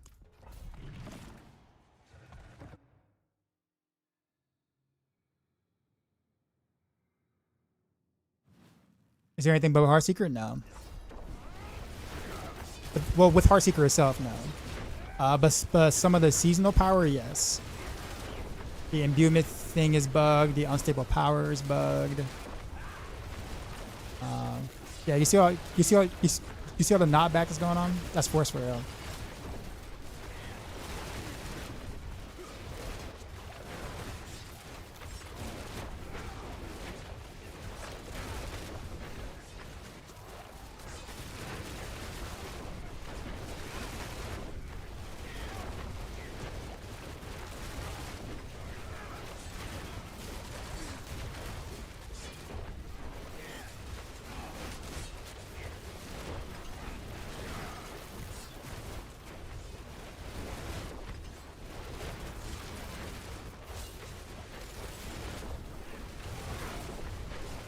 It's very anti-synergetic with Caltraps though, but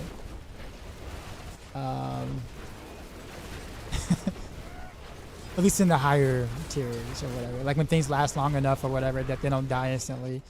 Like them getting a push away from Caltraps is not the play, but at least you could play more Glassy though, because you're not getting hit nearly as often because you're literally just like, you know, knocking them around.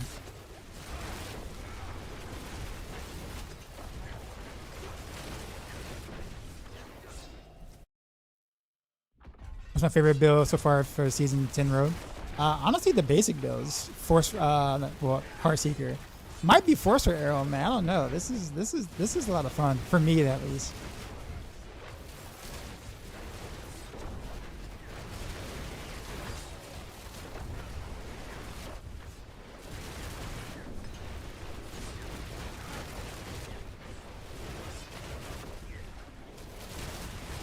But traditionally Heartseeker probably.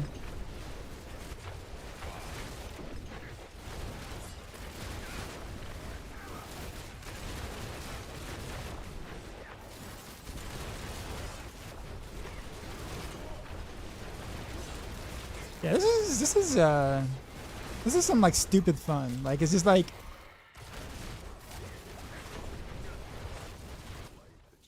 I don't have to jump back for my Deadeye buff because I'll just knock them away.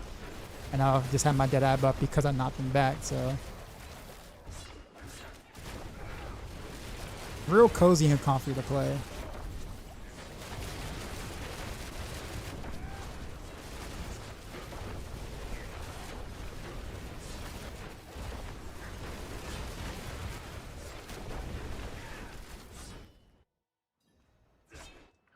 Yeah, it's I'm glad I tried it. I wasn't going to, and then I thought to myself, I'm like, I haven't tried it yet.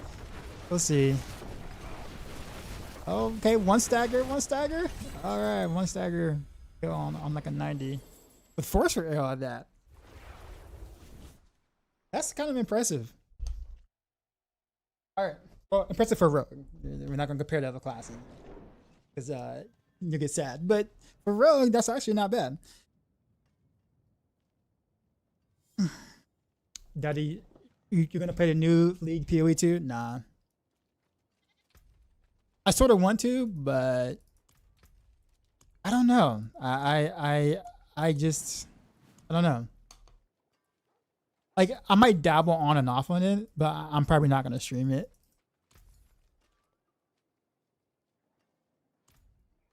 Because I'm not gonna grinding enough for people to actually care about me actually playing the game. All right, so let's try the other Forcer Arrow rune, the primary Forcer Arrow. So this one gives the execute and it gives me an additional pierce. I I expect this to feel a lot different, of course, because no knockback.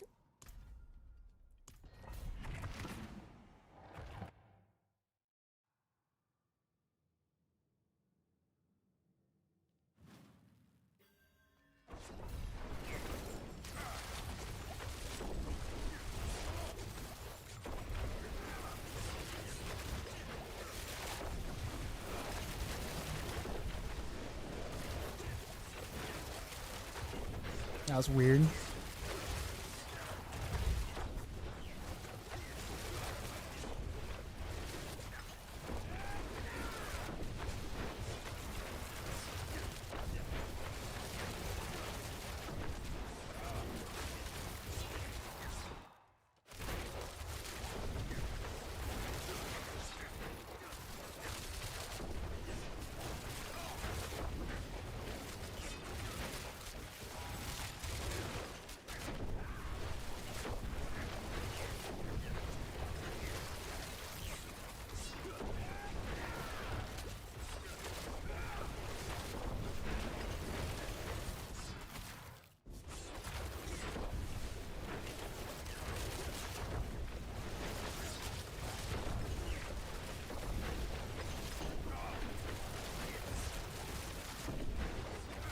I mean, this is effective too.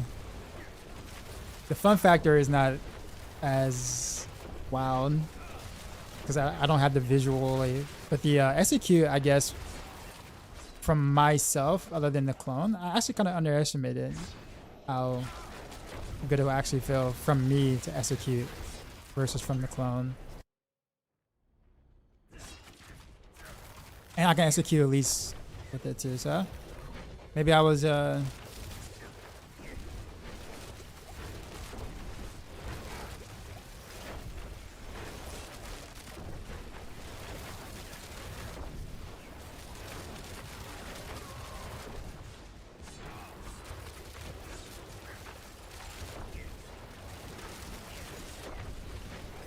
where the elites at? I'm wasting time here. There we go.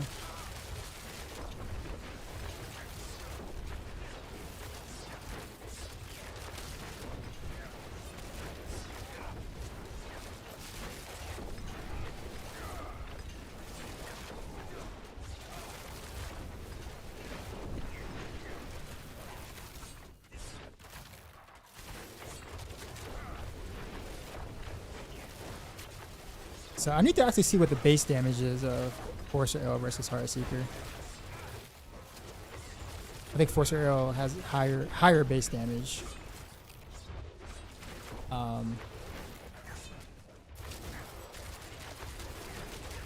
Not by much though. It's like should be like by just a little bit.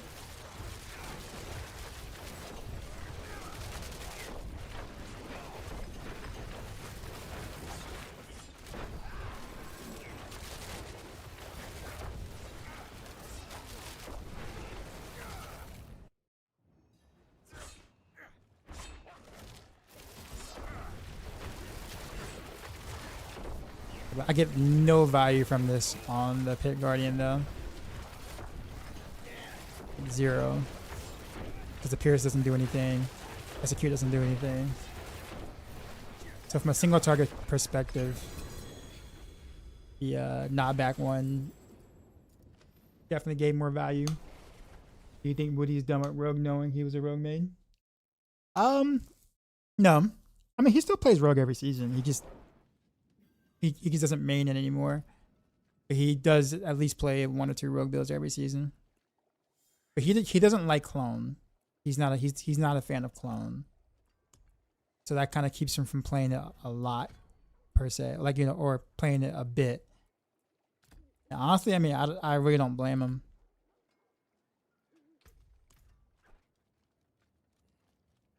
All right, let's go back to the not bad because that was a little bit more fun. Not gonna lie. Oh, I meant to look at the skills. I'll do that after this. Hopefully, I remember.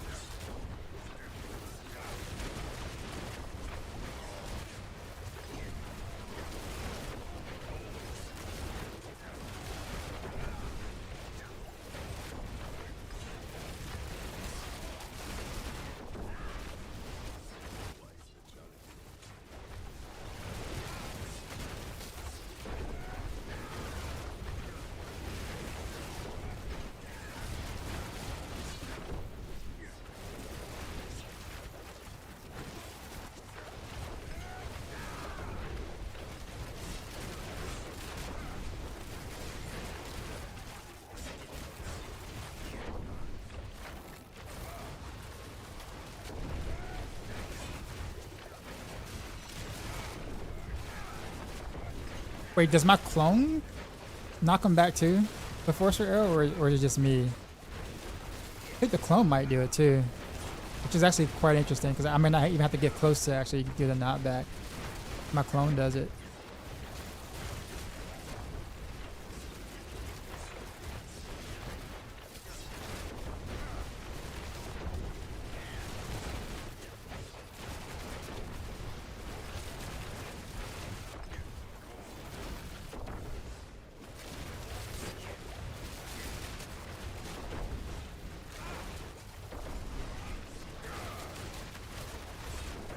Yeah, that's a huge knockback.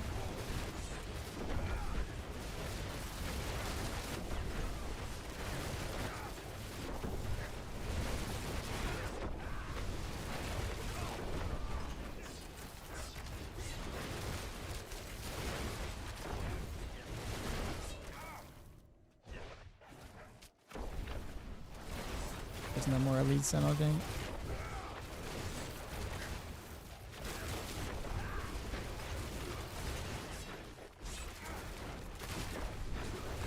Only thing is that I don't really have the movement speed to kind of go from point A to point B.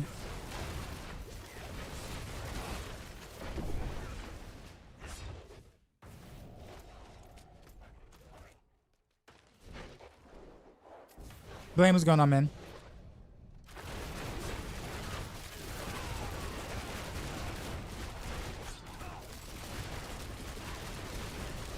Oh, really?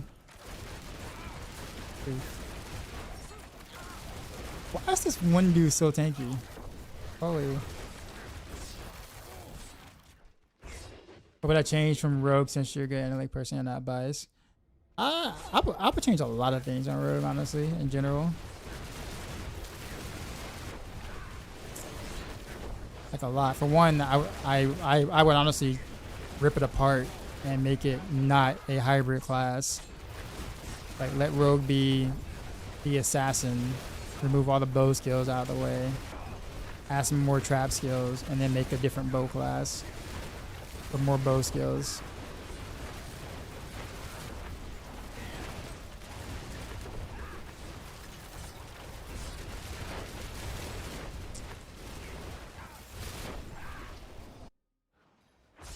That'd be the first thing I do. It needs help on the fundamental level. Not just, you know, a couple of aspects here or whatnot. Just I feel like it's just a fundamentally, you know, flaw class.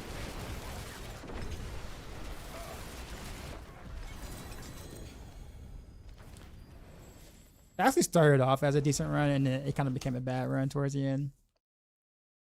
I'm playing I'm playing I'm messing around with some Force with Arrow right now for the lulls.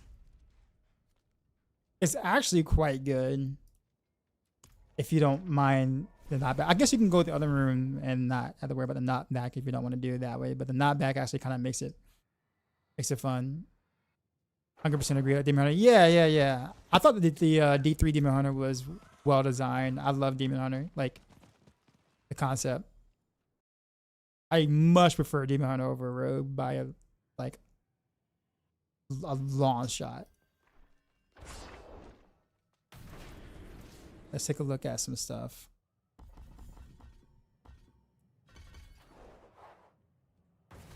So we got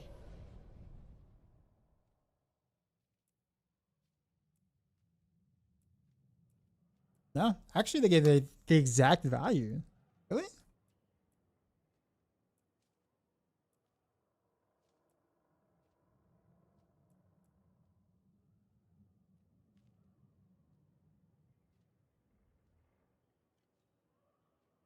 That's interesting. At one point, I really thought I guess before they did the basics buffs, Forcer Arrow was like slightly stronger base value. I guess when they did the basics pass, they kind of just made them even. I'm kind of very surprised by that.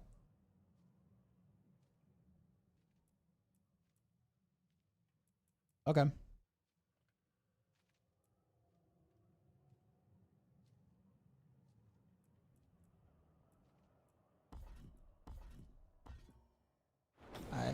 Let's throw back on some Heart Seeker.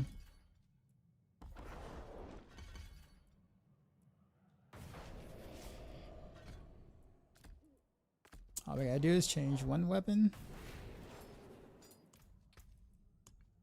Good. How's Rogue doing this patch? Rogue's kind of, well, the crossbow, I won't say it's a dud, but not very fun to use at all. Interesting concept, don't get me wrong. They gotta really think about some quality of life changes for that crossbow. But it has the potential to be very strong. Potential, that is. In terms of basic builds are concerned, since I know that's definitely your thing. Basic builds feels like they got quite a bit of a bump this patch from the chaos uniques and stuff like that. Like versus some of the better builds in the class right now. Like I would say Heartseeker is like 2 tiers below DT.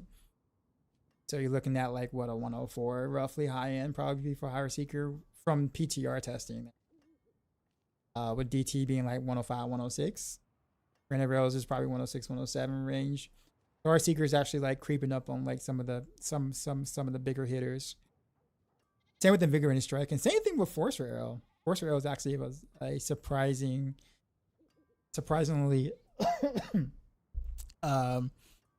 good if you don't mind, you know, dealing with the not back part of things. What's it gonna do? And that's it. Appreciate the follows, Rob. But yeah, I mean, speed 90s is a thing for us now. Trying to think of what else is there. Poison Trap is actually not bad with Dance of Knights as the procker now. It's actually got some respectable power, I guess you could say. It's kind of high for a new playstyle, but I guess not. Yeah, me too, but like, so like all of us have complained, Blaine, SB, like all of us complained about it. So I think we'll see some changes. Well, that's it. I don't think. I mean, I'm 100% certain we will see some changes. We just don't know in what direction they're gonna go with it. But yeah, same thing. Yeah, same thing here too as well. I was hoping for a new playstyle.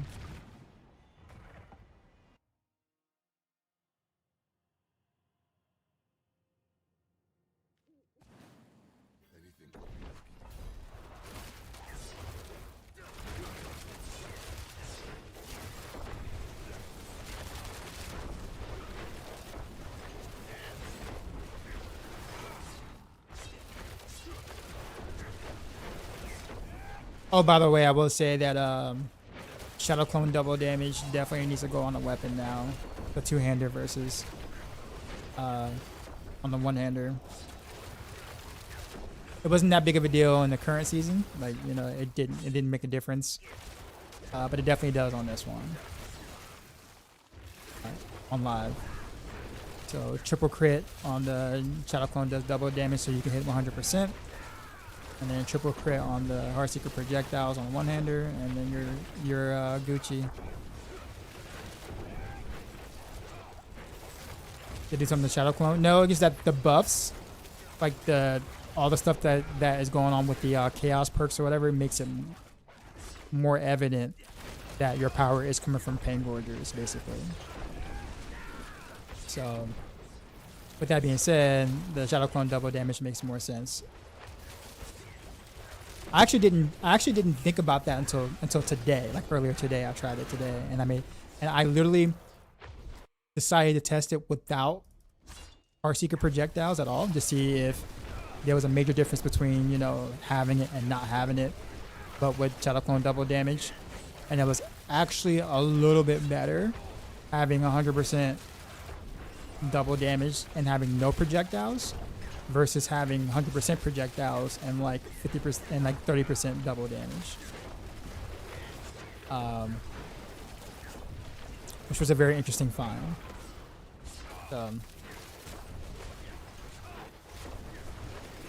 I can't really pinpoint if they've done anything mechanically different All I know is that like from like doing quite a few pit runs, that change is definitely a thing. So yeah, more reliance on clone, of course.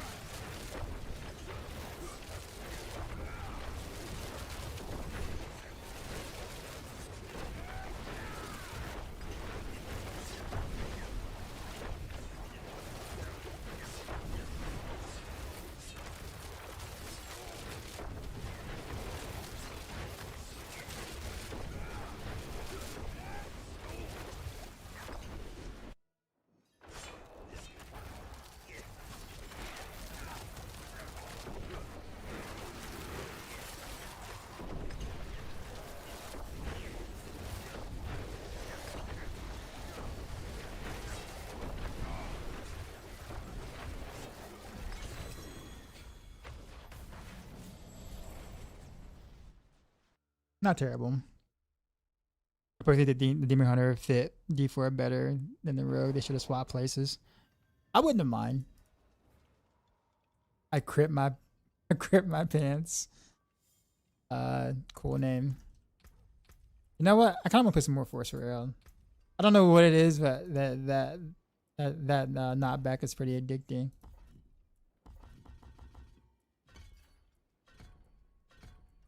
In terms of fun factor, I'll put it that.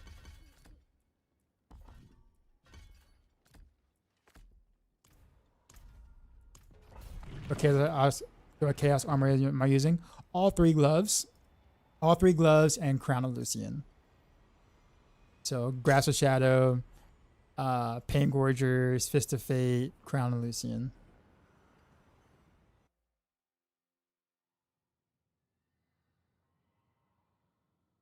So us now being able to use 3 gloves instead of 1, basically, definitely kind of, helped us a bit. Well, in the basic area.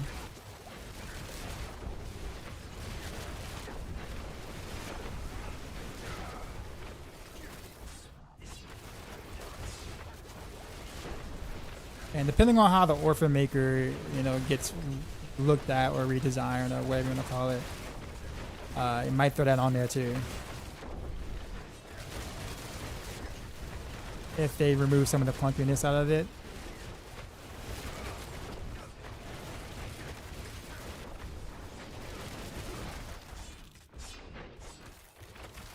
But we'll see.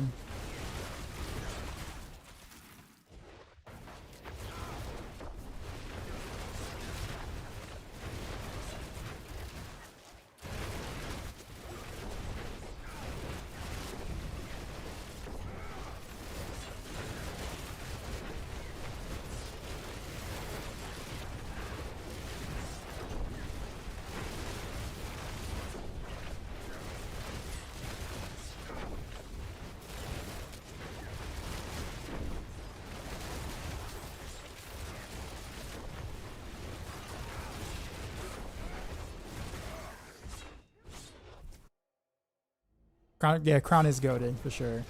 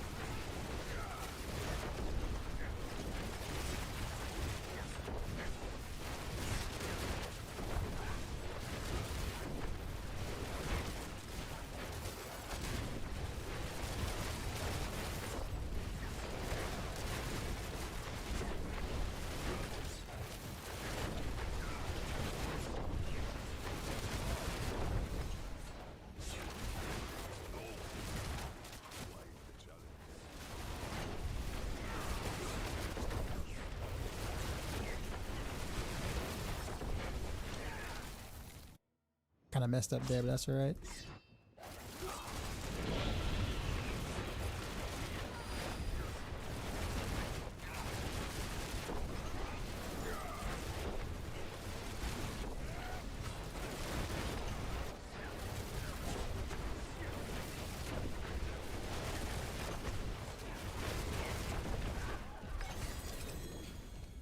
Appreciate the follow.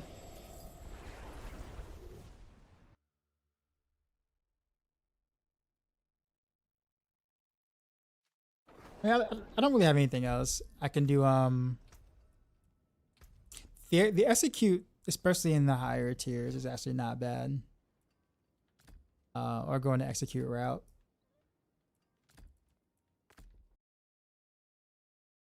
Since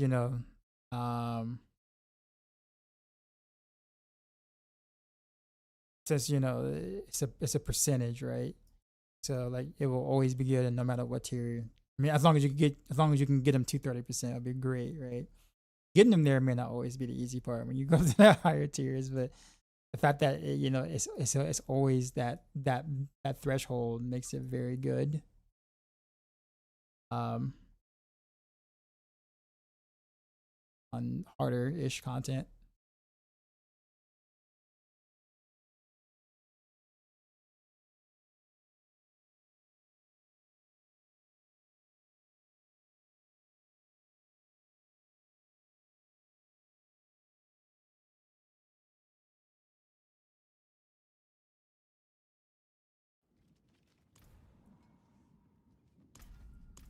All right, a few more.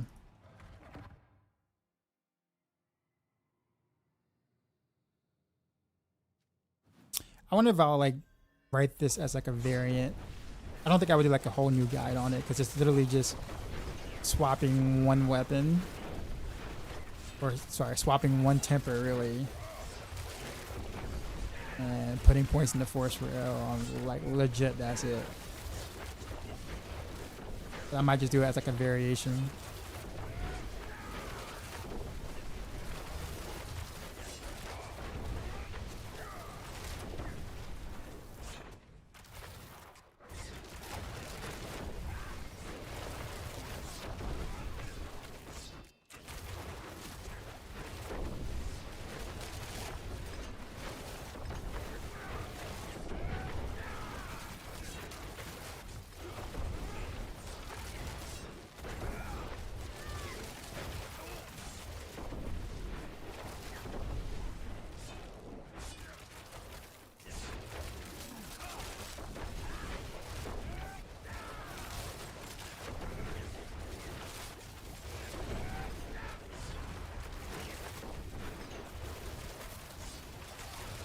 I have to mention it's always it's a 30% chance too, so like I wonder if I need to up my lucky hit a bit.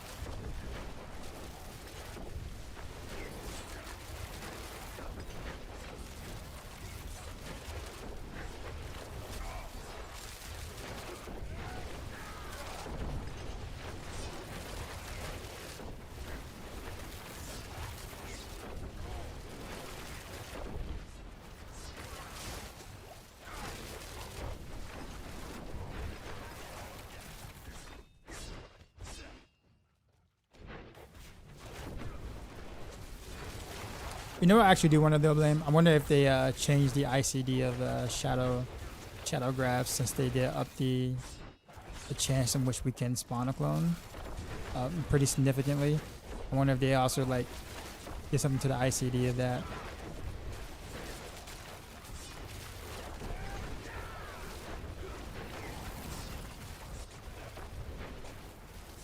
Because of course, you know, they're not going to tell us in the patch notes.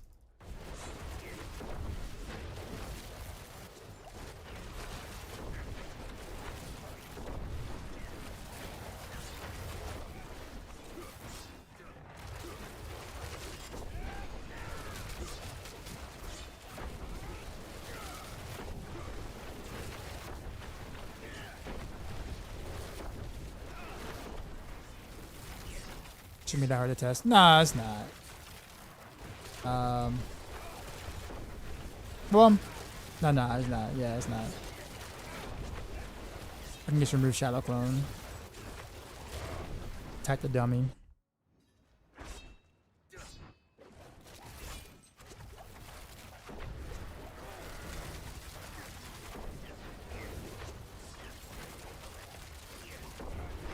So this is the worst on a single target just because I got nothing that helps.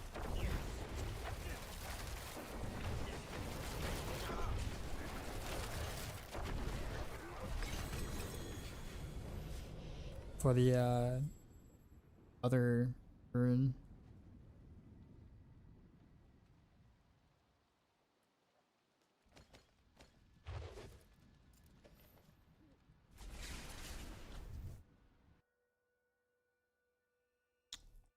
Force Arrow look better on paper than the rest.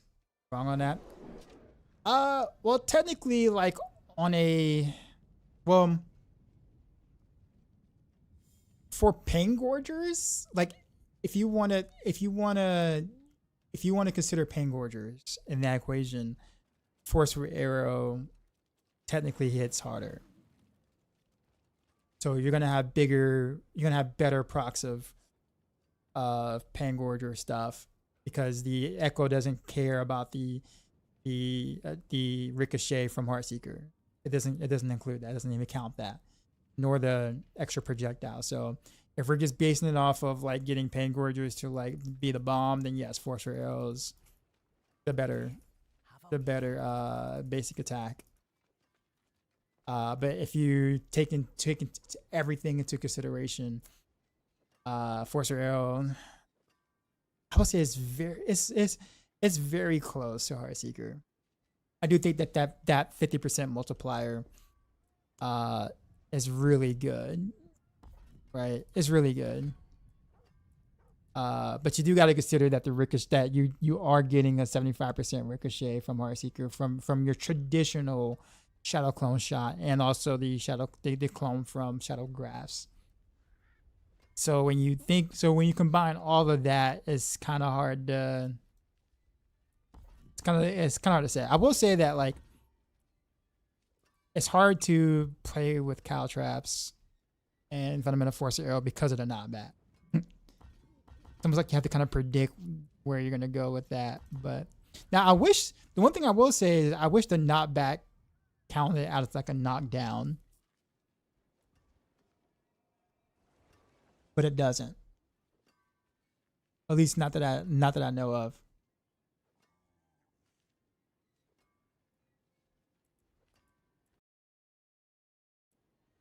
Like imagine if it did. If the knockback could like proc Malice. Like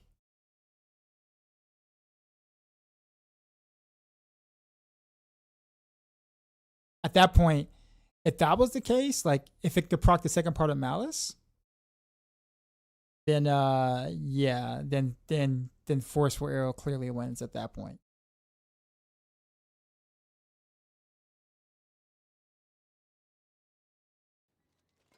Like I won't say it wouldn't even be close, but like it would be a pretty obvious win for Force Arrow at that point.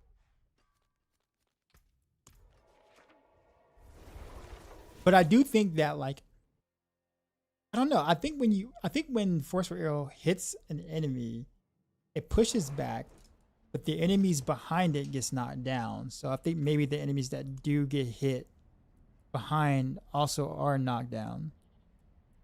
I'm not quite sure.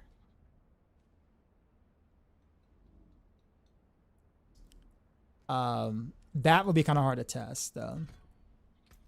So because visually they look like they're knocked down. I should have kept the knockdown. It never did knock down. It was always knocked back. At least the first hit, that was.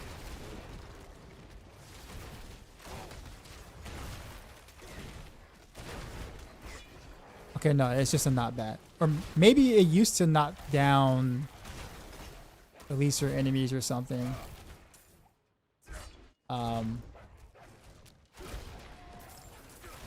when they got hit by it. I don't know. But had they yeah,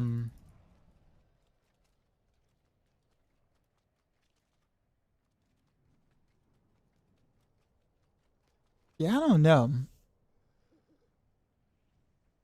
But going with force arrow makes it kind of hard to use cow trap. So the cow traps is very strong. I mean, it's 45%. But if I can substitute that with something like, I don't know, pen shot or something, maybe I can get some knockdown happening that way or something like that to trigger malice, or an easy way to trigger malice without necessarily having to go poison trap. I would probably do that. Because poison trap really wouldn't work. I guess poison trap wouldn't work. It'll have to be like a shot. And then we'll cast with full energy. I don't think I really ever. Well, I guess I usually have full energy. But 1.5 seconds, I would need the Nameless to make that work.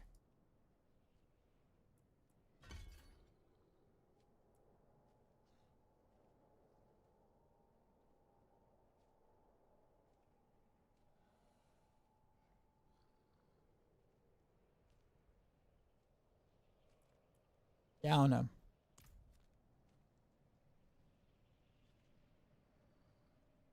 I do think I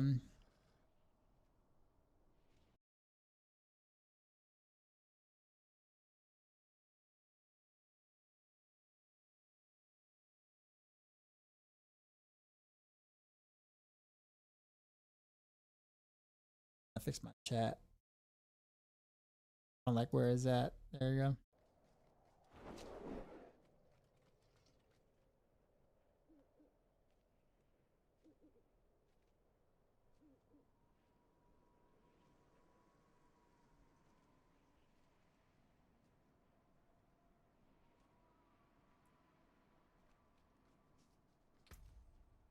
Oh yeah, I knew what I was gonna do now. I was like, I came to kill Vishat for a reason. Now I remember.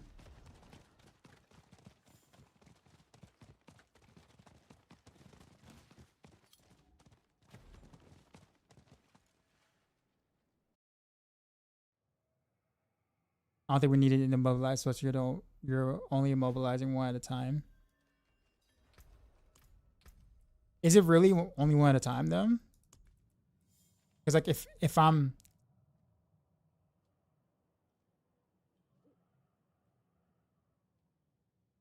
I guess it could be, but I mean it does hit other enemies and knockbacks other enemies too as well.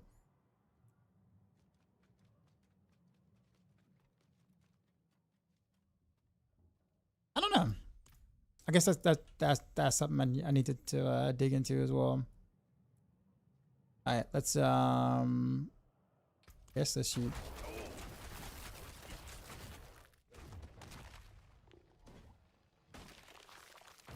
So I need to hit something. Okay, so no, they didn't do anything with the ICD. Oh, Grass of Shadows. However, though, Rolando, the thing is that like, I think the clone can actually knock back as well. So it's not just you. I've seen like, and not only that, but each one of the projectiles can do it. I've seen double knockback happen from one era of my own. That I'm for sure I've seen. I don't know if the Grass of Shadow clone can actually knock back, but I'm trying to get him to hit something.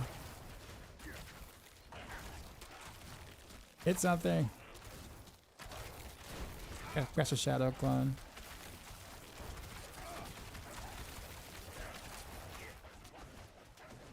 Okay. You're being a jerk. Alright, let's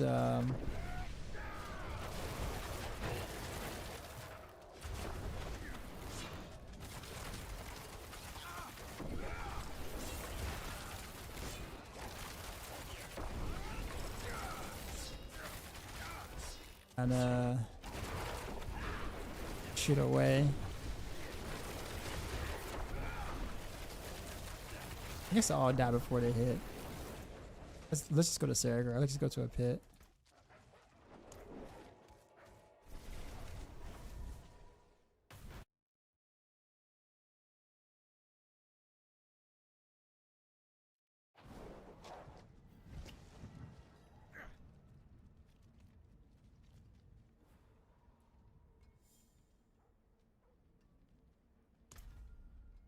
So I'm not gonna actually play through this. I'm just gonna try to shoot around and see if the clone actually does the knockback.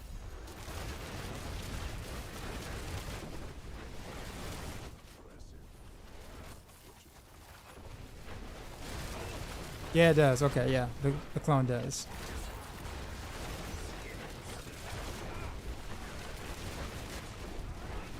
All right, well, cool.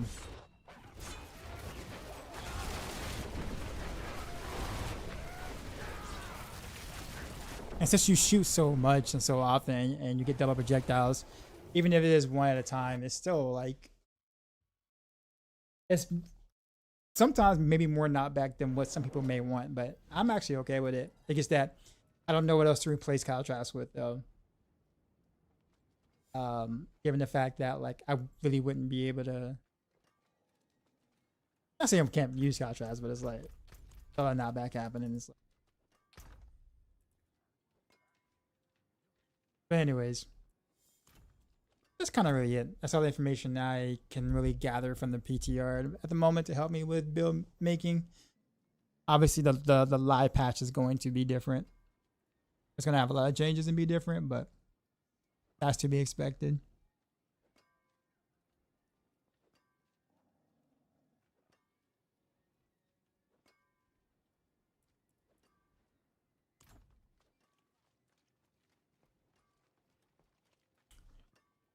Uh,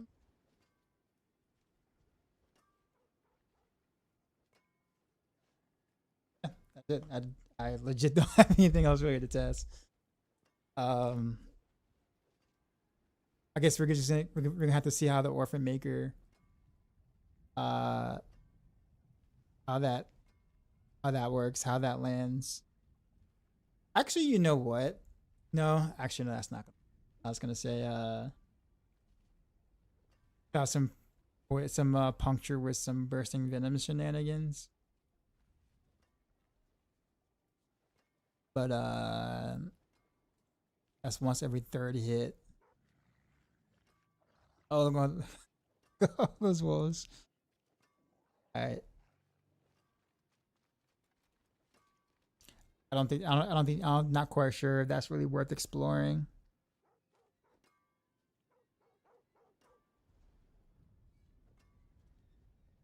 How would I do that anyway?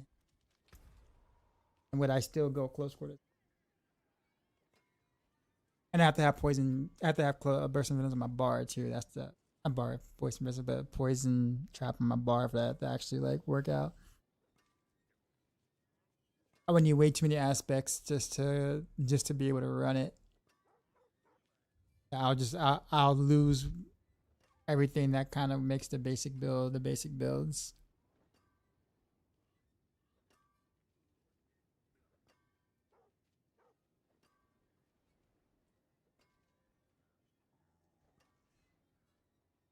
Yeah, I guess that's it. PTR adventures are over. I don't know. And to be honest, I don't know where to go from here in terms of like what I want to do. I know the PoE 2 patch comes out this week and whatnot. What kind of see? Like I'm interested, but again, not enough to really blast. But they kind of like maybe like dabble into like on my own time. But I need something else.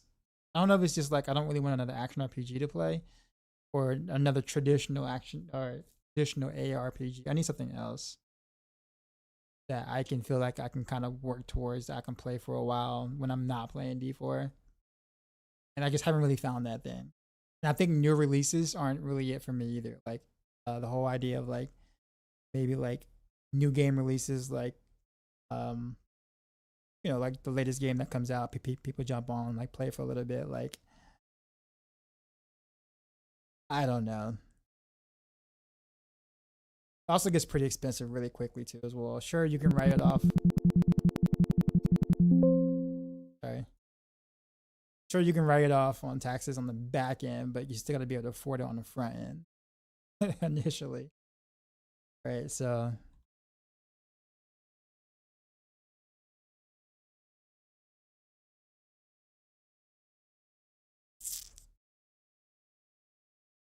Final Fantasy 11. I do like Final Fantasy. A lot. To last epoch somehow. I mean, this I don't know, man. Like I find it hard for me to play multiple games in the same genre because the concept is similar. Like it's a very like grind item, grind get items, build go burr, make it go more burr. You know what I mean? And I'm not saying that like each action RPG has its doesn't have its strengths and weaknesses, right? And I like a lot of what Last Epoch is doing. I just have a hard time playing it long term. It's almost like I need like one game per genre to kind of like dive into, and like I need like a fighting game that like a more recent fighting game that I can just go, yo, I'm gonna play. Like I love some Smash, but like that's that's definitely a bit old now, right? Like I need I need like a fighting game I can like dig into for a bit, or like if I'm gonna like I don't know, maybe a shooter, even if I'm terrible at it, one that I think I can like enough to like want to play a lot.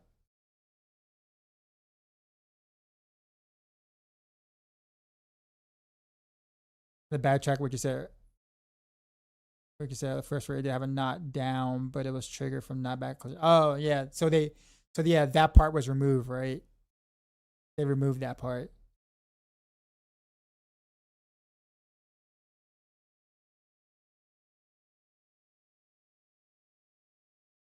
I wonder if I can make I wonder if I can make feedback and see if I can get them to maybe um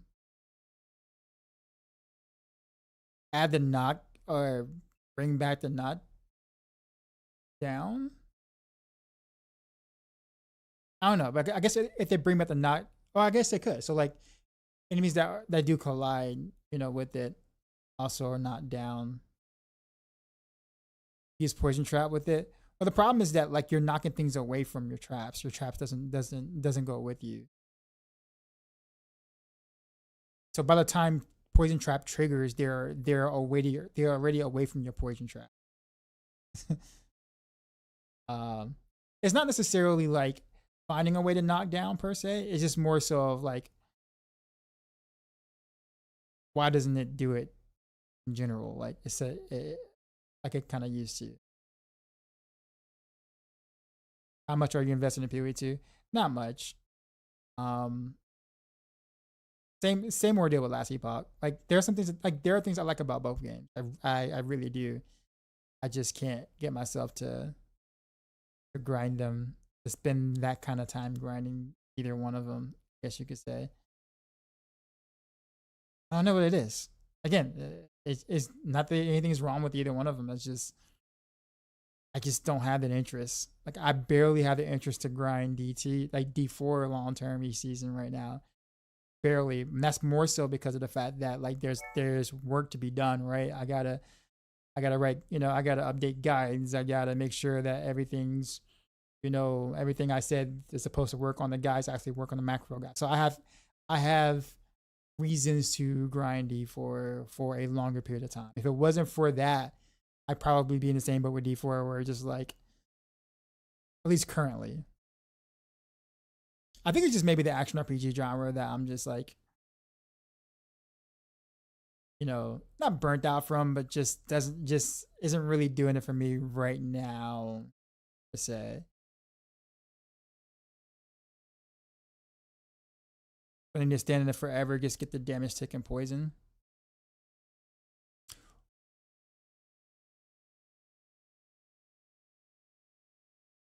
And you get poison trap to knock down, or was that removed? Oh no, so poison trap can knock down, but like the thing is that like you have to stop attacking and wait for the poison trap to actually knock down first. You attack so fast with forceful arrow that the very first arrow you hit, you knocking them like halfway across the screen. So you have to kind of wait for your poison trap to like actually activate, and then you knock them around, right? And by that time, you would have dealt more damage just not casting poison trap. That makes sense. Now for like, pit pushing or like, high tier pits or like that, yeah, that works, right? You'll just remove dash and add poison trap. But for speeds or anything, it's just kind of a additional clunk that just won't really, that just makes it not fluent. If that makes sense. We need a banger of a game. We currently don't have that. I haven't had that for a while, sadly. Like I said, I mean, there's been some bangers. Like I said, like Expedition 33 is a banger, but it's not. There's no like replay value. Like continuous replay value. I guess you could say there, right? So like, there has been some bangers, just not something that you can like play in long term banger. If that makes sense.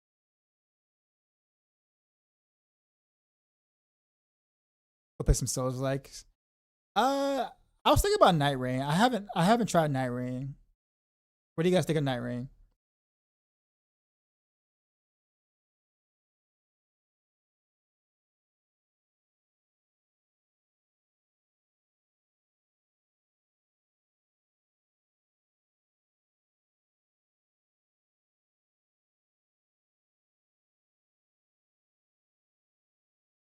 Never heard of it. Elden Ring, Night Rain. It's kind of like It's kind of like How do you describe it? Hero was pretty mediocre. It's definitely a different take on Elden Ring, but it's kind of like a roguelike almost, kind of. It has the roguelike feeling of every run can feel a bit different, but you only have one run. Um, but it's like covered in like a Souls like, and it kind of has almost like I want to say like a battle royale feel to it, but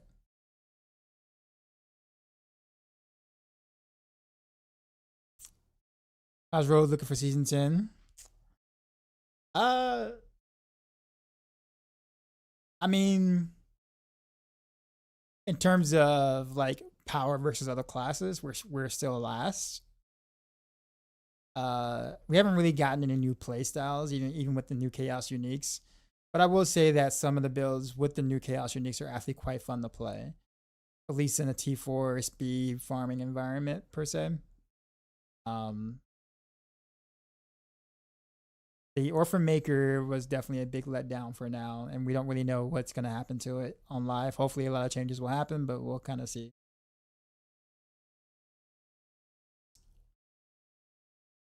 That sounds pretty good. In terms of challenging gameplay or challenging content, I think Night Rain does kind of fit the bill.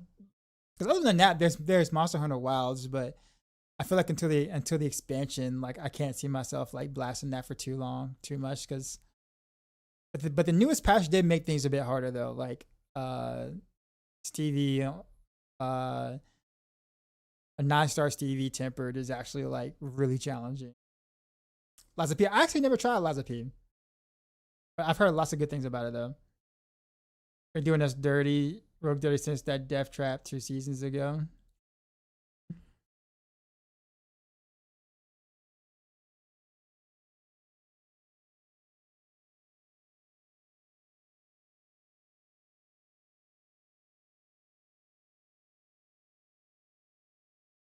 Amazing game. Or if it's made, we know it needs to be removed. It takes away pace of the game and play, in your opinion. So I don't completely dislike the reload mechanic. I feel like it offers a different type of gameplay. I feel like if we remove reload altogether, then it's just a bow with a ridiculously huge multiplier, and that's it. It doesn't offer anything new, right?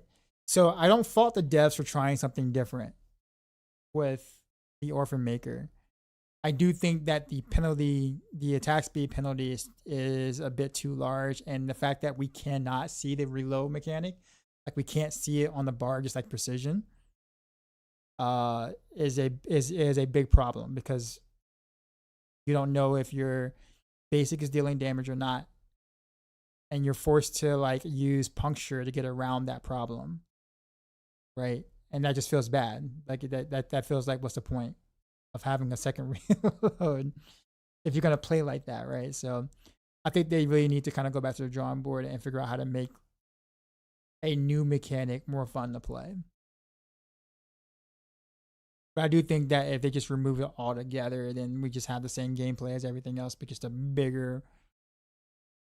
um, just a bigger, multiplier. And then if that's the case, then did we really add anything new?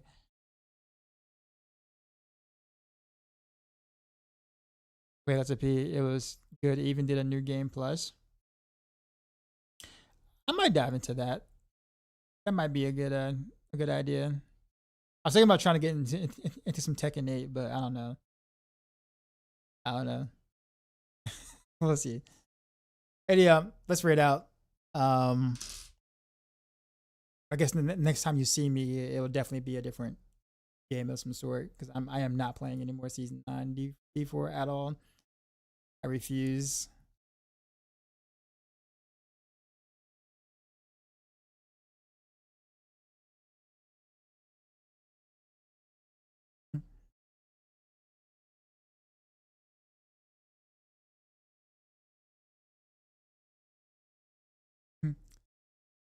Yeah, man. I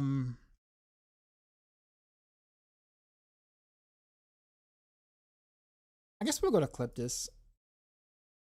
I was gonna go to Sell Kittens, but she's like on a pre-stream. So I don't want to raid into like the very beginning of a pre-stream.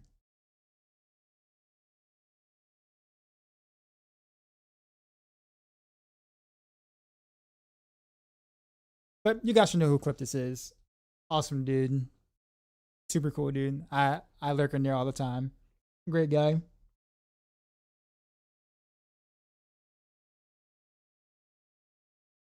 But y'all have a good one. And I'll see you when the next time I stream. And hopefully we'll have some different set of games for me to play that I think I will enjoy of some sort. And other than that, appreciate y'all. And as always, till next time.